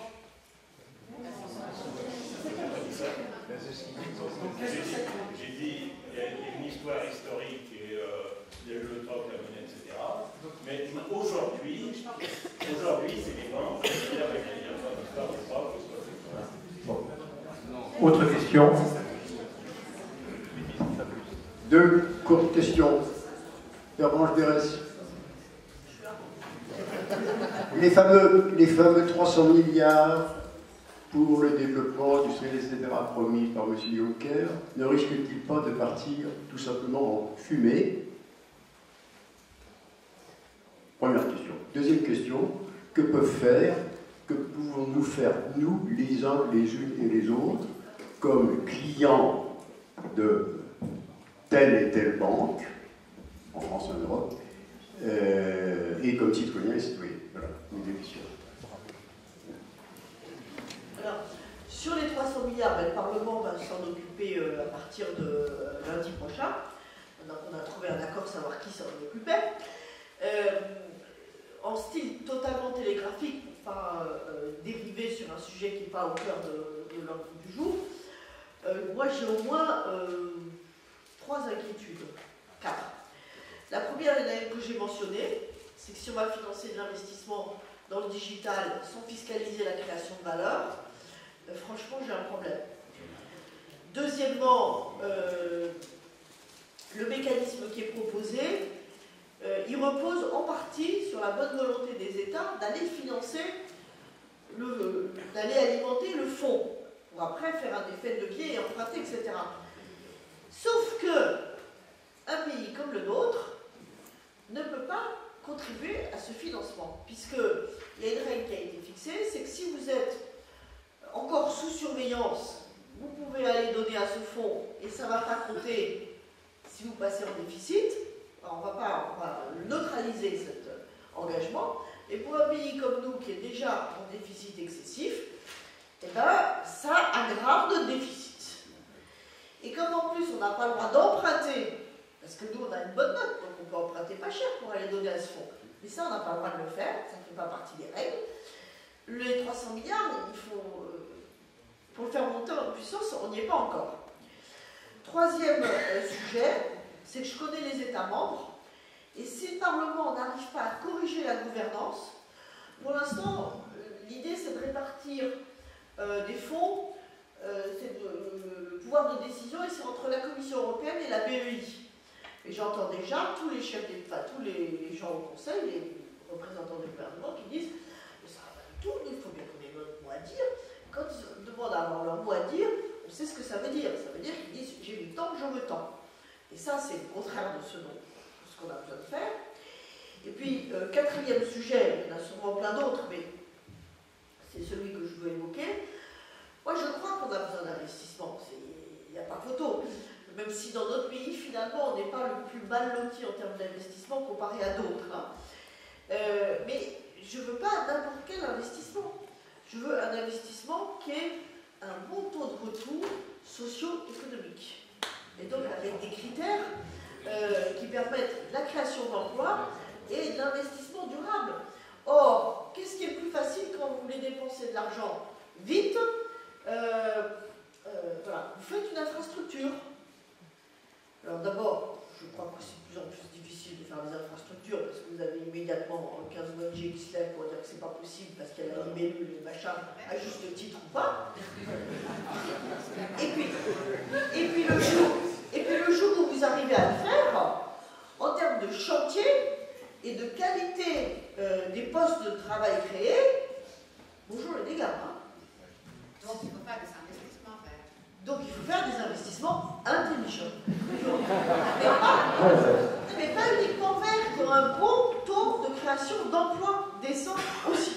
Mais c'est justement ça qui est arrivé, c'est des investissements verts. Ils sont créateurs d'emplois. Comme chacun le sait, c'est-à-dire c'est beaucoup plus intensif en main-d'œuvre l'agriculture paysanne que l'agriculture intensive. Vous créez des emplois. Isoler les bâtiments, ce n'est pas délocalisable, ça crée des emplois, ça réduit la facture. Et nous avons des projets tout faits, je veux dire, ils sont là depuis des années. Et évidemment, investir dans des infrastructures inutiles, comme malheureusement veulent certains socialistes.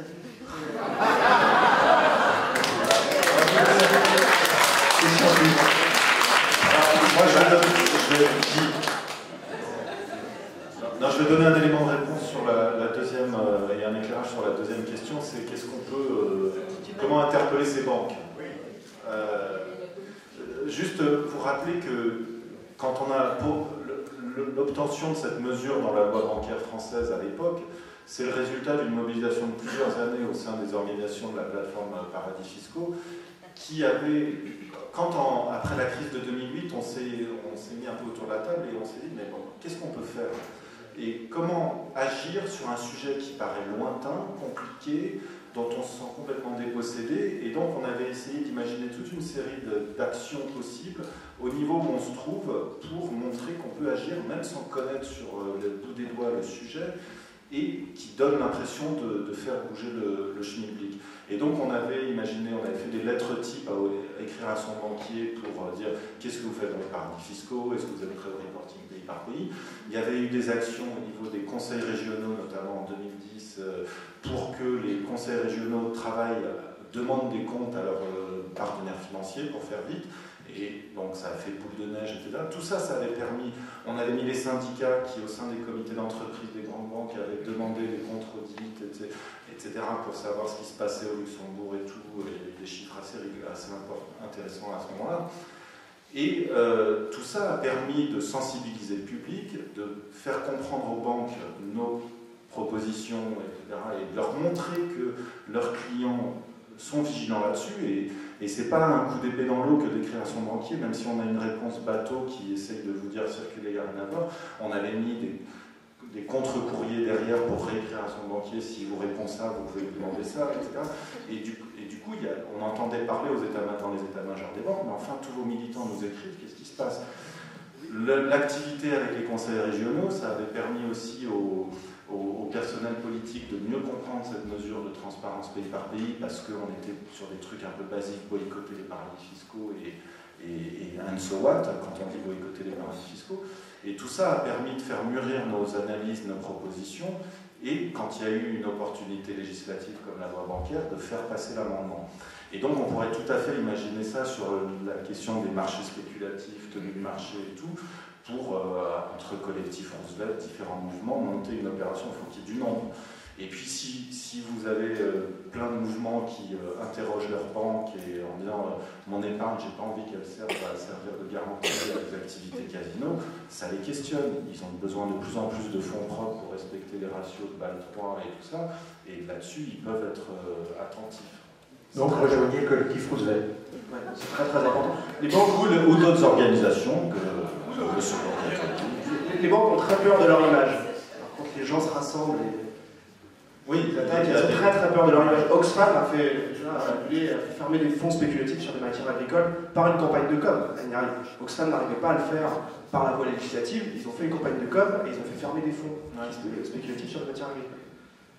Et obtenir les amendements dans la loi bancaire.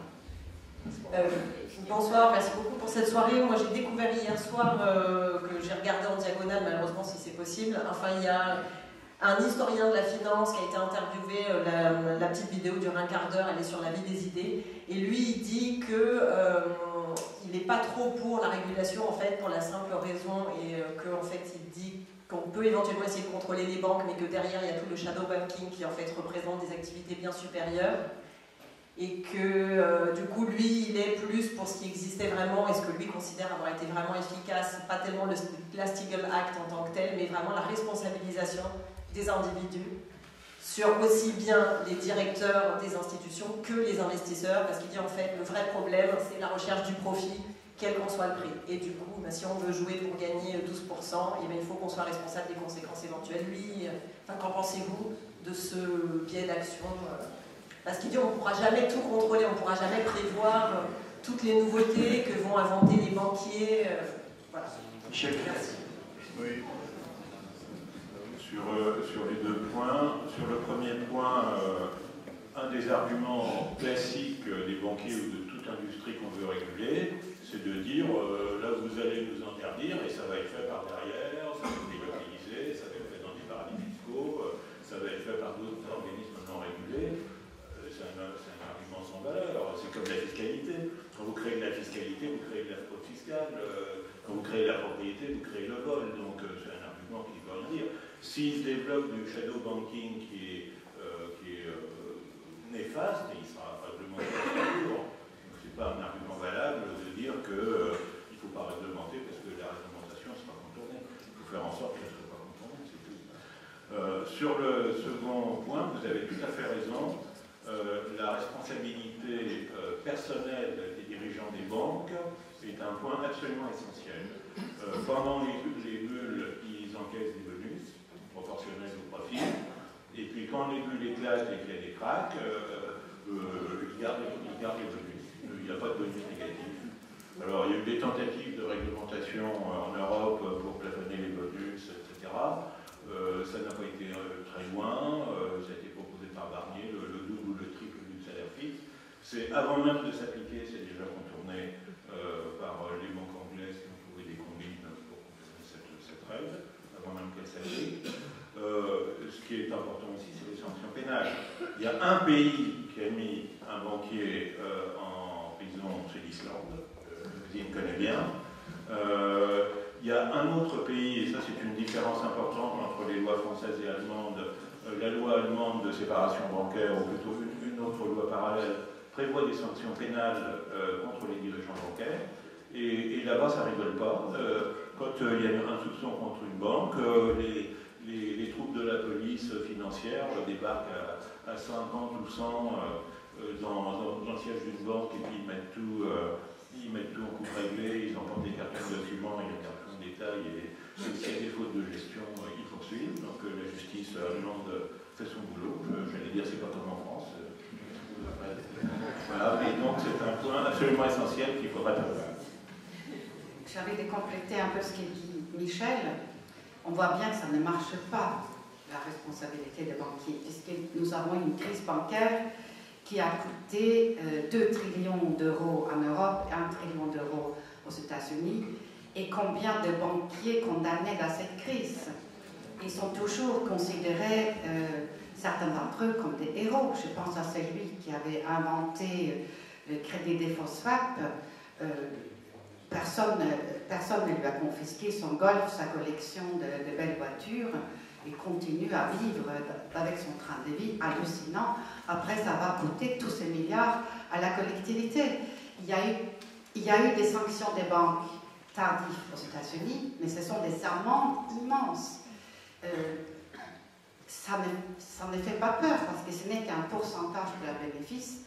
Et à mon avis, aussi longtemps que les banquiers ne répondent pas sur leur patrimoine personnel et dans leur sécurité juridique, c'est-à-dire qu'ils envisagent 10 ans d'emprisonnement lorsqu'ils sont occasionnés par leur imprudence ou leur malhonnêteté, des pertes aussi colossales pour nous tous. Bon, donc si vous voulez parler de la responsabilité, c'est vrai que le principe est très vrai, mais ce n'est qu'en Islande, effectivement, où les banquiers ont pris des peines sévères, c'est-à-dire autour de 5 ans, et où plus d'1 milliard de dollars de leurs biens ont été confisqués.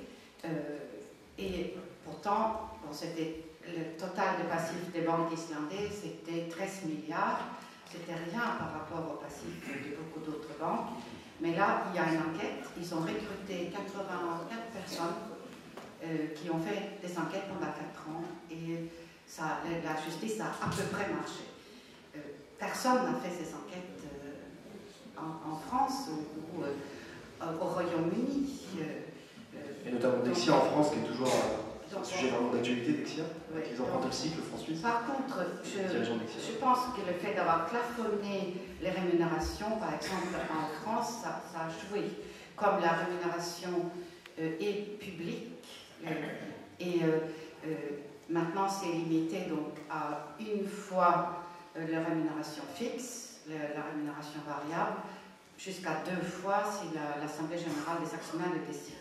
Donc c'est difficile en France, avec cette transparence, de s'allouer des rémunérations bien supérieures. C'est vrai que les Anglais cherchent à contourner, mais là, justement, la responsabilité doit jouer et les parquets doivent faire leur travail. Juste Grégoire Lyonnais, il y a un petit mot. C'est sur cette question de la pénalisation des actes des dirigeants. Il y a des directeurs financiers ou des directeurs des affaires fiscales dans les entreprises qui aimeraient pouvoir être pénalisés, puisque ça pourrait avoir un effet préventif, c'est-à-dire qu'ils pourraient s'opposer à leurs dirigeants pour se refuser à telle pratique d'optimisation fiscale en disant « moi je joue ma place en prison en faisant ça, donc je ne peux pas le faire ». Et ça les sécuriserait aussi dans leur activité. Et donc il y a des directeurs financiers ou des secondes mains dans les grandes boîtes qui aimeraient pouvoir avoir ça. Et je pense qu'il faut aussi s'appuyer sur des gens comme ça pour faire évoluer les législations. Juste un mot, parce que dans les mauvaises nouvelles, dans les choses qui restent vraiment à combattre, outre la question de la titrisation, pour moi, après la crise, il y a un sujet qui n'a pas été effleuré, sauf sur la question du quota des femmes, c'est la question de la gouvernance des entreprises. Et ça s'applique au secteur bancaire aussi. Et ce qu'on dit, c'est démultiplié dans le secteur bancaire, mais c'est vrai partout. Donc cette logique qui fait que le dirigeant n'est pas responsable sur les spéculations qu'il fait au nom de l'entreprise, et donc sur l'incitation à la financiarisation, c'est un point qui était quand même qu'on pouvait aborder sous l'angle de la gouvernance d'entreprise et qui est toujours un chantier absolument vierge. Nouvelle question. Oui, c'est une question de néophyte. Aujourd'hui, la Banque Centrale Européenne a décidé de faire tourner la planche à billets pour distribuer des centaines de milliards d'euros. Et ma question est la suivante, c'est est-ce que cet argent sera donné ou prêté et à qui? Aux États ou aux banques? Je me réfère à ce qui a été dit dans l'histoire du comédien et ce que vous avez dit aussi. Merci. Michel, s'il vous plaît. Le programme qui a été annoncé par le gouverneur de la Banque centrale cet après-midi porte les interventions mensuelles de la Banque centrale jusqu'à 60, enfin pas de la Banque centrale, de l'Eurosystème c'est-à-dire de l'ensemble des banques de la zone euro, des banques centrales de la zone euro, jusqu'à un plafond de 60 milliards par mois, jusqu'à mi-2016, en incluant des achats d'actifs privés et, chose nouvelle, des achats de dettes publiques. Toutefois, il a avancé sur ce chemin qui était prévu depuis longtemps avec beaucoup de prudence. C'est-à-dire qu'en pratique, chaque banque centrale pourra acheter sur le marché secondaire des dettes émises par son propre État, par exemple la banque française de l'État français, mais avec des conditionnalités et en seront exclus les pays qui sont soumis à des conditions, à des plans de redressement. C'est-à-dire, ça exclut actuellement la Grèce et, me semble-t-il, le Portugal. Évidemment, bien sûr. D'une part. D'autre part, il y a le problème du partage de cette dette, de la mise en commun. Et là, le Conseil des gouverneurs s'est heurté à une position absolument féroce de l'Allemagne qui ne souhaite pas payer les dettes des autres, comme elle dit. Et donc, les dettes rachetées, les dettes publiques rachetées par une banque centrale particulière ne seront partageables par les autres États. D'abord, elles sont plafonnées par un plafond correspondant à la participation de chaque banque centrale dans le capital de la BCE. Et deuxièmement, ne seront partageables que, selon les cas, à hauteur de 8% ou 12% de leur montant avec les autres États membres, avec les autres banques centrales de la zone euro, c'est-à-dire d'une manière extrêmement limitée. Et pour répondre plus précisément à votre question, il ne s'agit ni d'un prêt ni d'un don, il s'agit d'achat. C'est-à-dire que la BCE va acheter des titres privés ou publics aux banques. Juste autrement dit, en deux phrases rapides, l'effet concret sur le pouvoir d'achat des ménages est très incertain. Il y a deux manières clairement de forcer la dépense, c'est la politique budgétaire, ou alors il y a un truc qui s'appelle la technique, je crois que c'est de l'hélicoptère, c'est en gros la politique monétaire, crédite directement votre compte, genre plus de 1000 €. Ça, c'est pas prévu du tout. Voilà. Autre question? Oui, j'avais une question pour Pervenche Pérez, rebondir sur votre dernière intervention et sur la composition du Parlement que vous avez qualifié d'épouvantable, je pense. C'est ça, c'était ça. Un tiers à droite, un tiers socialiste et un tiers eurosceptique. Donc, quelles sont les chances avec ce Parlement que si les présidents de commission mettent à l'ordre du jour la séance plénière début février, quelles sont les chances que ça passe du bon côté pour la question des paradis fiscaux? J'ai quelques inquiétudes, et c'est pour ça que je m'adresse à vous, sur le groupe socialiste. Grégoire Dionnet nous a rappelé la proximité certaine proximité entre le pouvoir socialiste et le lobby bancaire. Et donc je voulais savoir, autour de vous, dans le groupe socialiste, est-ce que tout le monde a la même conviction que vous nous avez affichée ce soir pour faire passer une loi qui réglemente de façon efficace la question des paradis fiscaux? Je ne partage pas votre scepticisme sur l'engagement des socialistes, ça ne vous étonnera pas. Je rappellerai que dans la précédente mandature, si on a pu avancer sur la question de la taxation des transactions financières, c'est à l'initiative d'un rapport dont j'étais responsable, dans lequel pour la première fois le Parlement s'était prononcé en faveur de la taxation des transactions financières. C'est ensuite un combat qui a été mené sans relâche par une camarade grecque, Annie Podimata, qui appartenait au groupe socialiste. Alors après, quand il y a eu des errements dans la négociation au Conseil et qu'aujourd'hui Michel Sapin va reprendre son bâton de pèlerin pour mener cette bataille sur d'autres bases dont on pourra peut-être discuter, sur lesquelles on ne sera peut-être pas tous d'accord, mais on ne peut pas dire que les socialistes sont totalement silencieux sur cette affaire. Par ailleurs, dans la précédente mandature, que ce soit sur l'affaire des bonus ou sur l'affaire du reporting pays par pays, ce sont des rapporteurs socialistes qui ont porté les propositions.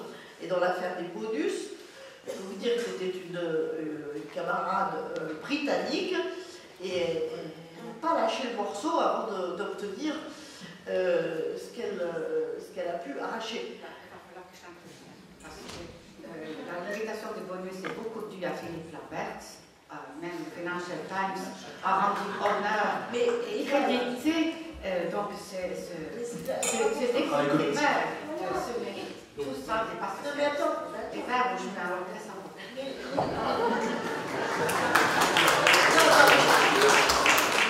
Mais je ne vais pas retirer en fait leur contribution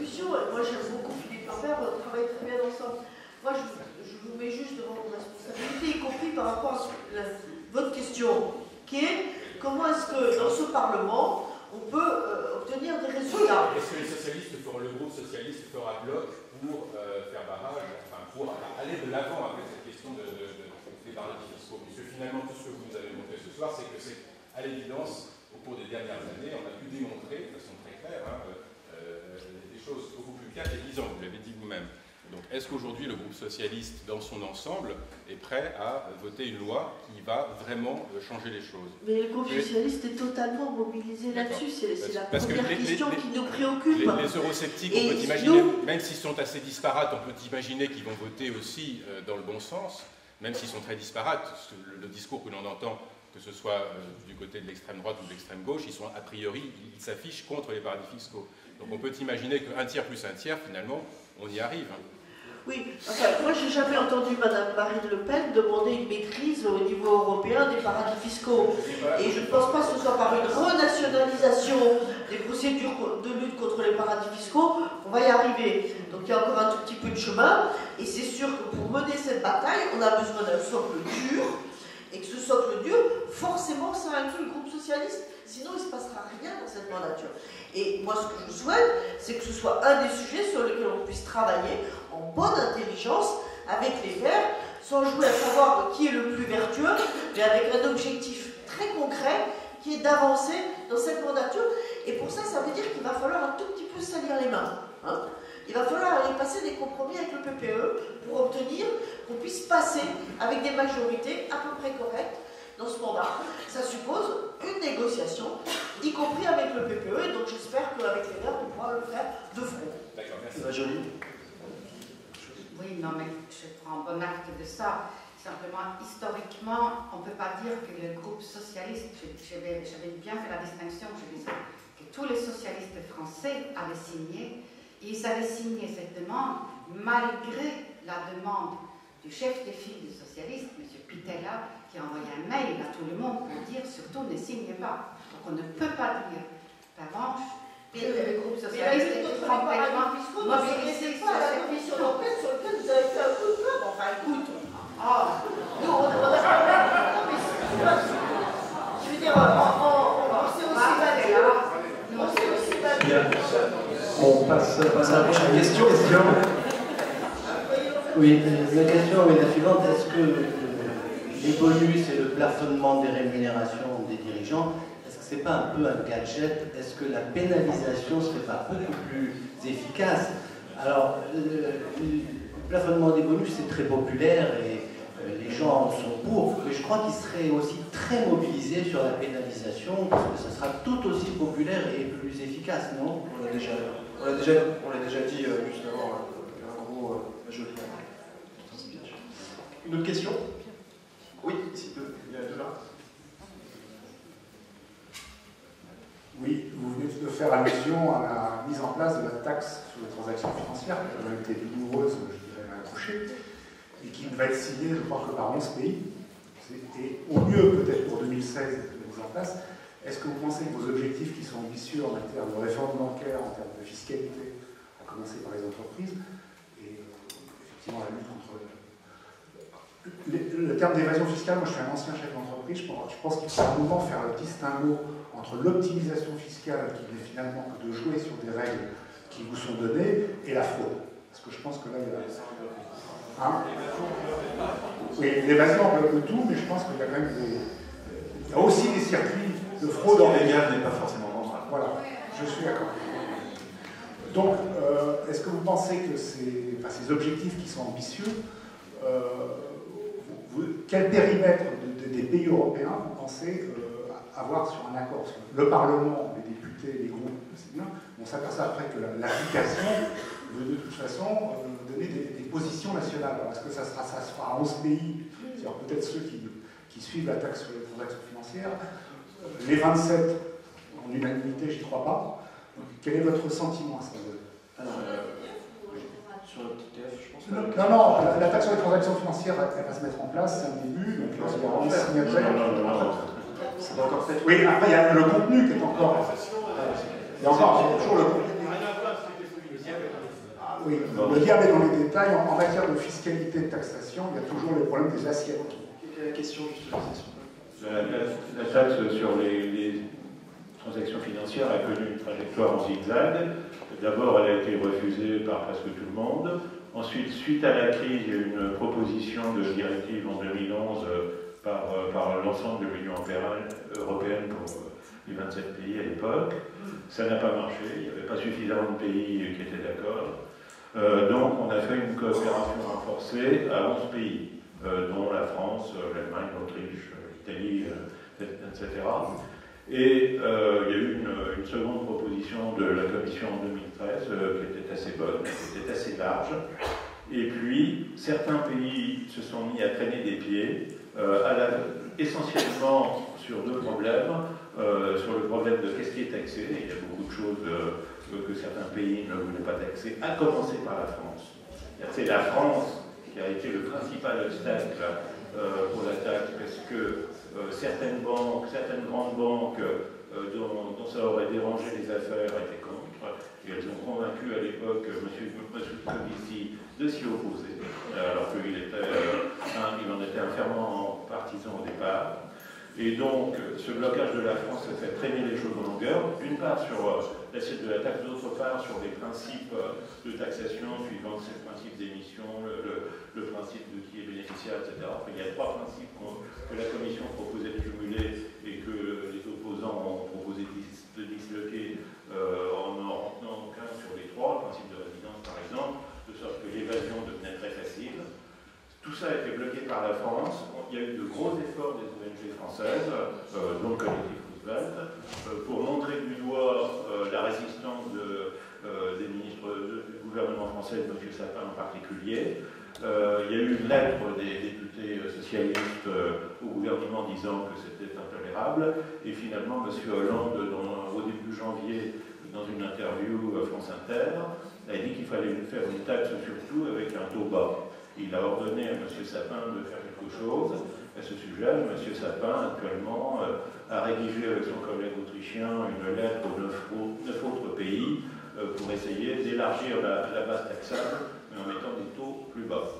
On en est là pour l'instant, on ne sait pas du tout si cette taxe aura lieu, c'est pas acquis, on ne sait pas sur quelle base, on ne sait pas quel calendrier, et tout ça reste à négocier. Il y a deux choses. Sur la taxation des transactions financières, l'histoire qui vient d'être racontée est à peu près exacte, si ce n'est que sur la question... Non, l'essentiel, sauf que sur la question des bases, moi ce que j'ai vu, c'est que chacun enlevait sa base. C'est-à-dire ceux qui étaient concernés l'enlevaient. Et si le sujet est relancé, moi quand au Conseil le dossier a capoté, j'ai fait un communiqué de presse en disant que je maintenais la demande d'une taxation des transactions financières. Et vous, de votre côté, je crois que vous avez aussi fait votre boulot, et le résultat, c'est que le sujet est revenu au cœur de la discussion. On a maintenant une nouvelle proposition franco-autrichienne pour relancer le truc. Michel Sapin vient, il est en tâtonnement, Michel Sapin vient à Bruxelles la semaine prochaine faire le tour des popotes pour essayer d'aboutir sur ce sujet. Et bon, moi je le connais un peu parce que j'ai négocié avec lui la directive détachement des travailleurs, et il a un côté assez engagé quand il a une tâche à accomplir de cette nature. Je crois qu'il va déployer des efforts pour le faire, mais d'où l'importance de maintenir la pression évidemment de votre côté pour que ça aboutisse.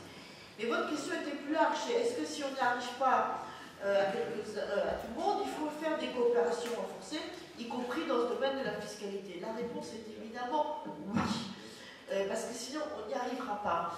Et il y a un certain nombre d'États membres qui ont quand même intérêt à le faire, parce que sinon leur base fiscale s'érode jour après jour, et c'est y compris vrai en matière d'impôt sur les sociétés. Si cette fois-ci, dans cette mandature, si on n'arrive pas à avoir la base harmonisée à 28, il va bien falloir que ceux qui sont les principaux concernés, y compris parce qu'ils ont des bases qui sont des bases de production,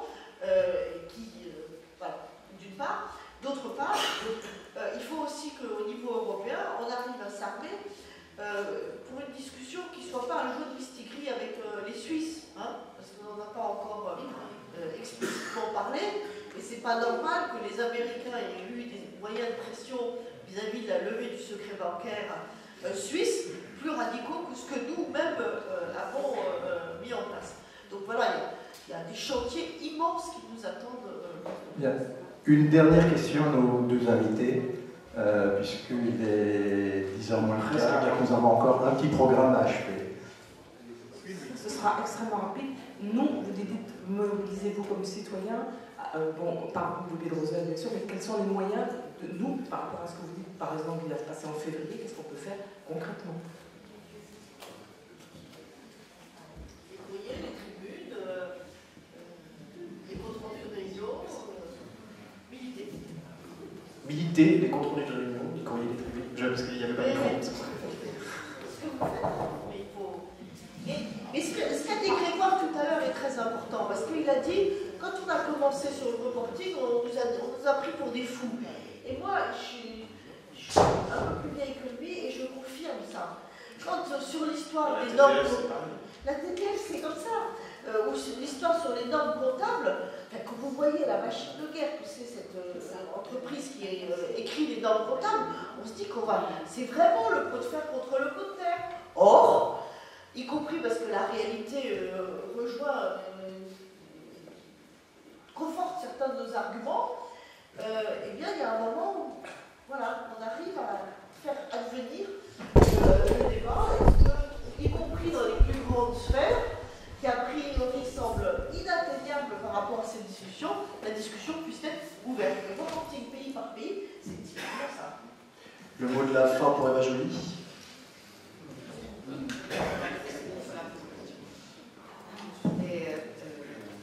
Comme Pervenche dire qu'il n'y a que la mobilisation, si François Hollande est revenu sur cette trahison sur la taxe sur les transactions financières, c'est uniquement parce que vous êtes mobilisés et parce que nous, les députés, nous avons fait un nombre de communiqués incroyables pour protester contre le recul qui était donc constaté, le recul de la France par Moscovici et par Sapin. Vous avez vidé la taxe sur les transactions financières complètement de son contenu. Il était prévu pour rapporter 30 milliards et dans la dernière mouture, il rapportait 3. Donc il avait vraiment divisé par 3. François Hollande est revenu dessus et c'est en raison de la mobilisation de l'opinion. Et donc c'est vrai pour tous les sujets.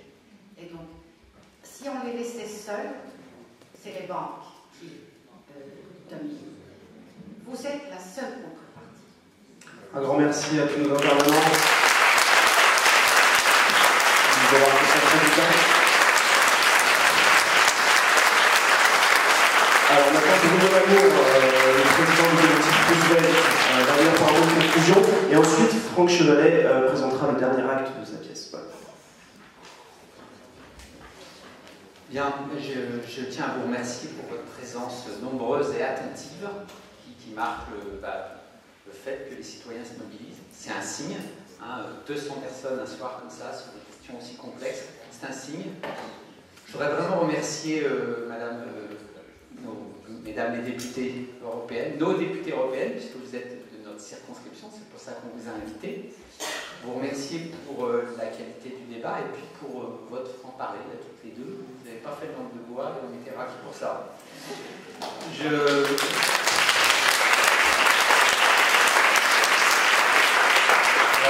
remercie Odile et Guy, parce que c'est les deux chevilles ouvrières de l'organisation de cette soirée, le groupe 18e du collectif Roosevelt aussi, les groupes de l'Île-de-France qui ont participé, et puis Mathias,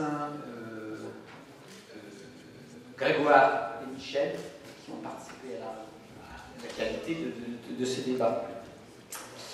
Alors c'est intéressant parce que je vais préparer un petit mot et puis qu'est-ce qu'on peut faire? Pourquoi on a organisé cette soirée-là, le collectif Roosevelt? Parce qu'on s'est dit au moment des élections européennes qu'être citoyen, c'était pas seulement voter, c'était continuer après le vote. Et c'est ce qu'on a fait ce soir. Et ce qu'on va continuer à faire. C'est-à-dire qu'on va continuer à essayer de rencontrer nos élus pour leur demander où ils en sont, ce qu'ils font, les interpeller, les alerter. On a parlé tout à l'heure du secret des affaires. On est un peu à l'origine, hein, je crois. Michel, c'est toi qui as levé un peu le poteau rose. Voilà. Qu'est-ce que je tire comme conclusion de cette soirée? Ben, qu'il y a beaucoup de travail. Vous avez beaucoup de travail. Et on va vous le rappeler régulièrement. Mais nous avons aussi beaucoup de travail. Alors le collectif Roosevelt essaye de mettre un peu sa patte. Nous, ce qu'on essaie de faire, c'est d'interpeller les élus, comme on l'a fait ce soir. On essaie aussi d'informer. Et on a un peu notre marque de fabrique, c'est un peu qu'on essaie de faire de la pédagogie. Donc si vous avez eu du mal à suivre certains éléments, on sort en un petit livre Stop à la dérive des banques et de la finance. C'est lisible pour tout le monde.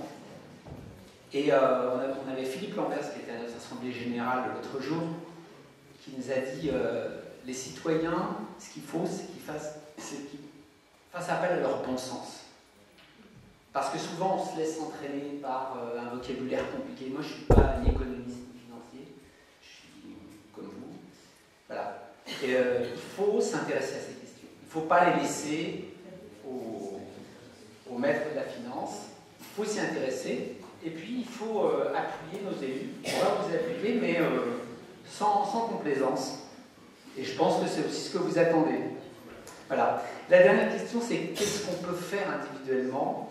Moi, j'ai l'habitude dans ce genre de soirée de dire qu'on ne peut rien faire individuellement. Ce qu'on peut faire, la première chose qu'on peut faire, c'est rentrer dans un groupe, que ce soit le Secours catholique, le collectif Roosevelt, Attaque, je vais en oublier. Il faut rentrer dans un groupe. On ne peut rien faire seul. Dans un groupe, je vais parler pour le collectif, puisque c'est ce que je connais, et on rencontre des gens qui s'intéressent à la finance, le changement climatique, les IPU aussi, bon. Et puis la question du travail, etc. On discute, on partage. Et puis cette soirée, c'est le résultat d'un groupe comme ça, de gens qui n'étaient pas des spécialistes et qui ont organisé cette soirée-là. Donc, ne restez pas seuls. Ne restons pas seuls. Je pense que les hommes politiques ont besoin de citoyens mobilisés. Il faut qu'on se mobilise, c'est très important. Et je ne fais pas de publicité pour la boutique collectif Roosevelt. Il faut vraiment qu'on se mobilise. Parce que la situation est trop grave sur le plan financier, sur le plan climatique, sur le plan du chômage. C'est trop grave qu'on ne peut plus laisser les choses faire. Donc, mobilisons-nous. En termes de mobilisation, je terminerai par... Vous savez qu'il va quand même se passer quelque chose d'important pour la Grèce et pour l'Europe dimanche, élection législative. Alors, on ne peut pas les voter. On ne peut pas les voter, sauf... il y a des Grecs ici. On ne peut pas les voter, mais par contre, on peut manifester qu'on ne laissera pas faire les tentatives d'intimidation qui ont déjà eu lieu en 2012. Pour ceux qui connaissent bien la Grèce, la majorité actuelle, beaucoup de Grecs ont voté parce qu'ils ont été intimidés par des pressions. On leur disait, si jamais vous ne votez pas comme on veut, eh bien, on va vous sortirez de l'euro. Voilà. Donc il faut montrer au peuple grec qu'il a le droit de choisir son gouvernement. Alors, il y a demain, samedi à 14h, place de la Bourse, une manifestation, enfin quelque chose d'un peu joyeux, qui est organisée par Basta Troïka Basta. Voilà. Donc vous allez sur Internet Troïka Basta. Il faut montrer que les citoyens européens s'intéressent aussi à ce qui se passe dans l'Europe. J'en ai terminé, on va laisser la place donc à... J'ai oublié son nom, à Moncho Chevalet, qui va présenter son dernier spectacle. La dernière partie, alors, nos invités, si vous souhaitez, vous êtes les bienvenus pour voir la fin. Il va falloir laisser la place ici pour les applaudissements. Merci beaucoup.